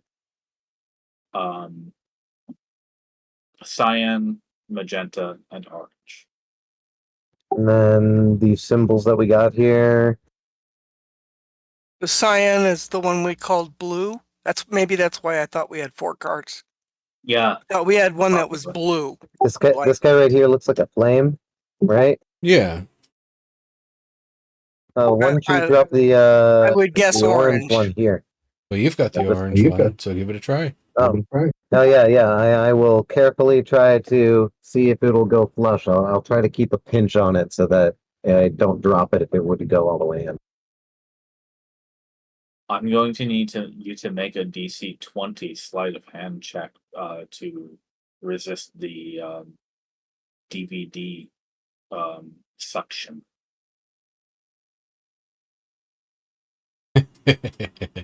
Whew. As you insert the first couple of millimeters of that card into there, you immediately feel it start to tug on the card, and you are able to yank it out before it is pulled in completely.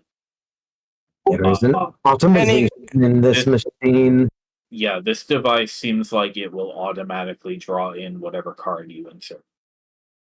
But did anything change color on the way? No, there's no additional effect. You didn't put the card all the way in. Okay. Are there Guys, are there any other things in the room? There's not like maybe a stack of blank cards somewhere. The room is quite desolate. You can see a panel that doesn't match the rest of the walls to your north. It looks like it's probably another one of those doorways that you've seen. But other than that, and these 6 devices, there's nothing else in this room.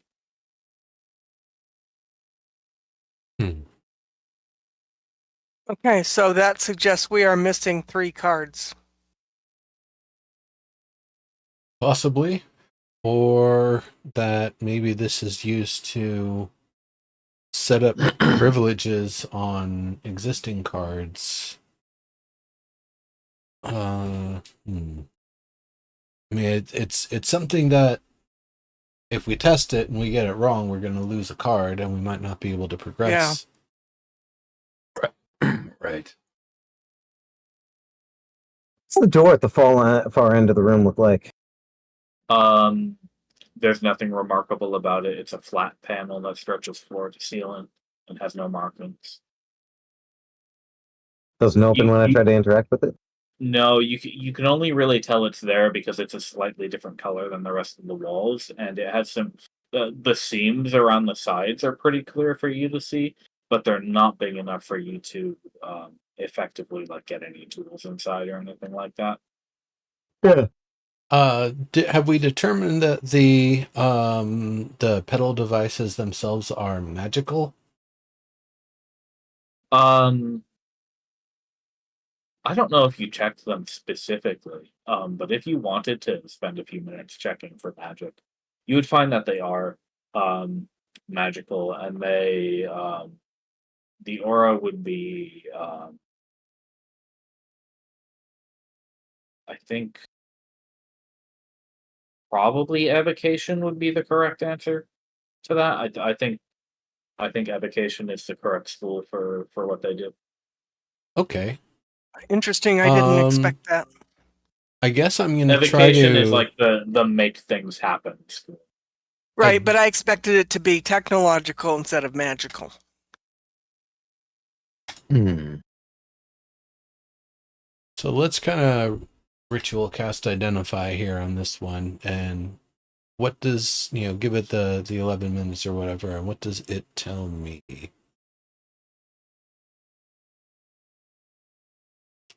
Sorry, did you say identify? Yeah. You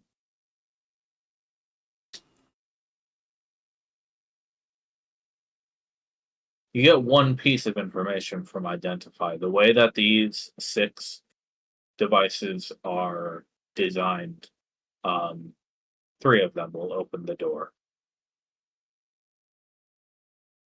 3 of them will open the door, but I'm not able to determine which of the 3 from identify. No, there's all 6 of them and the door are connected, and you know that the correct number to open the door is 3. Am I able to learn anything about whether they'll give the cards back if they're not the right ones? You're not.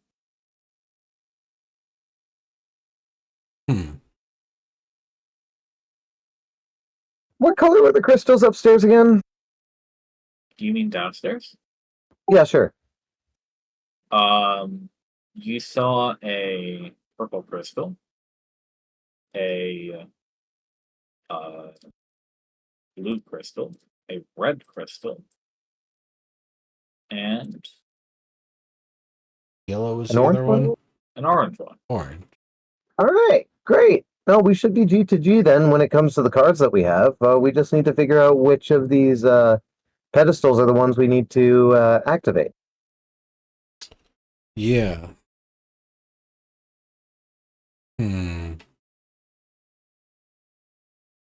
I wonder if it'll only accept the correct card, and it won't even try to accept one that's not the correct one. Well, I haven't tried this Or orange one worse. on any of the other things. Suppose if you think you can keep a tight hold on it, you give it a try. Will somebody assist me on this so I could have advantage, oh mighty God head? What are you trying to do exactly? Ah, well, you see, Montlarin, when I shouted demon, I was referencing the pulling that these pedestals did on the card when I tried to insert it. It would be keen to have, a second pair of hands on it just in case I was less fortunate than last time. Ah, that I can do. Sure, you can have advantage, because you're aware that this is going to happen. So go ahead and if you want to try to insert it there, roll a 20. Ass. That's not a 20. You're using the orange card? Yeah. Okay. You lose your grip on the orange card, and the pedal takes it, eats it, and closes. You see no way to open it. Not surprised. Whoa. You guys, we fucked up. Maybe. Now the next question would be, if we try 2 more and they're not the right ones, will they all just open and give us the cards back? And then they'll Right. attack us. Or, that's what happens when you put in a false combination. Well, we should get ready for that. We'll get a blue one. Why don't you put that in the lightning? You don't think that's water? I mean, that could also be lightning. Purple could be, I think that could also be blue. Yeah. But didn't we just use, I don't know if this is representational of water or not, actually. Kind of looks like a person. Right. I was just thinking that myself. I thought that one was lightning. Yeah. Looks like it. Yeah, lightning, fire, yoga, Earth. wind, This kind of seems like wind. eyeball, This tear. I thought was wind. Blood.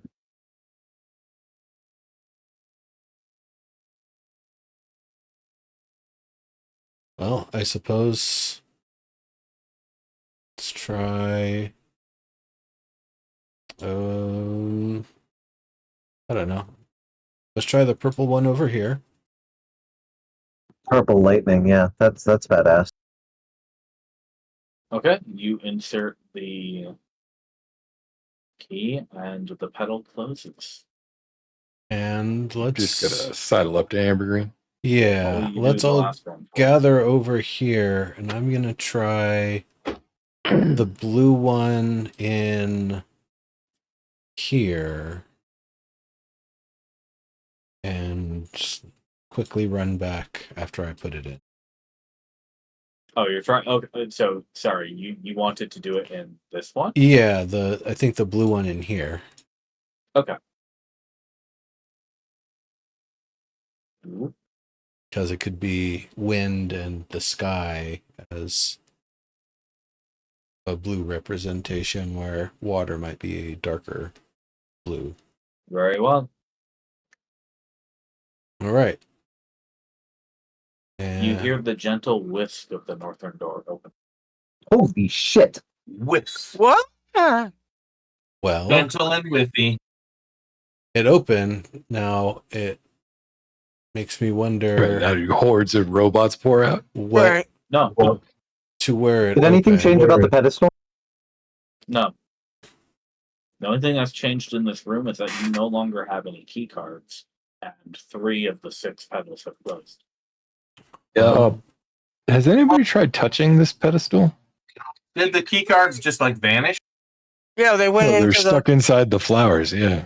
Oh, sorry, you Right. mean the central thing? No, that's a pillar. I'm sorry, I forgot to add light to it.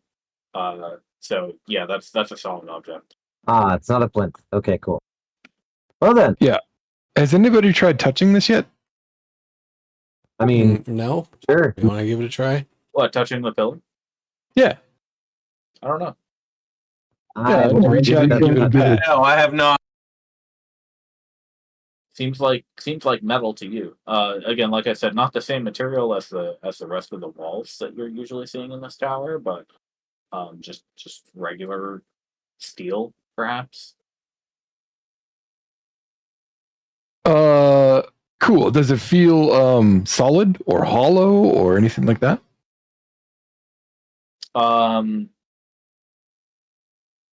It feels pretty solid to you, yeah. Gotcha.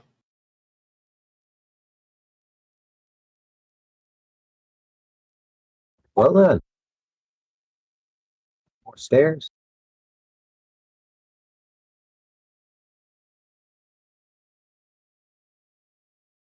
Glad I didn't skip leg day. Yes, This because is you like have that. more stairs ahead.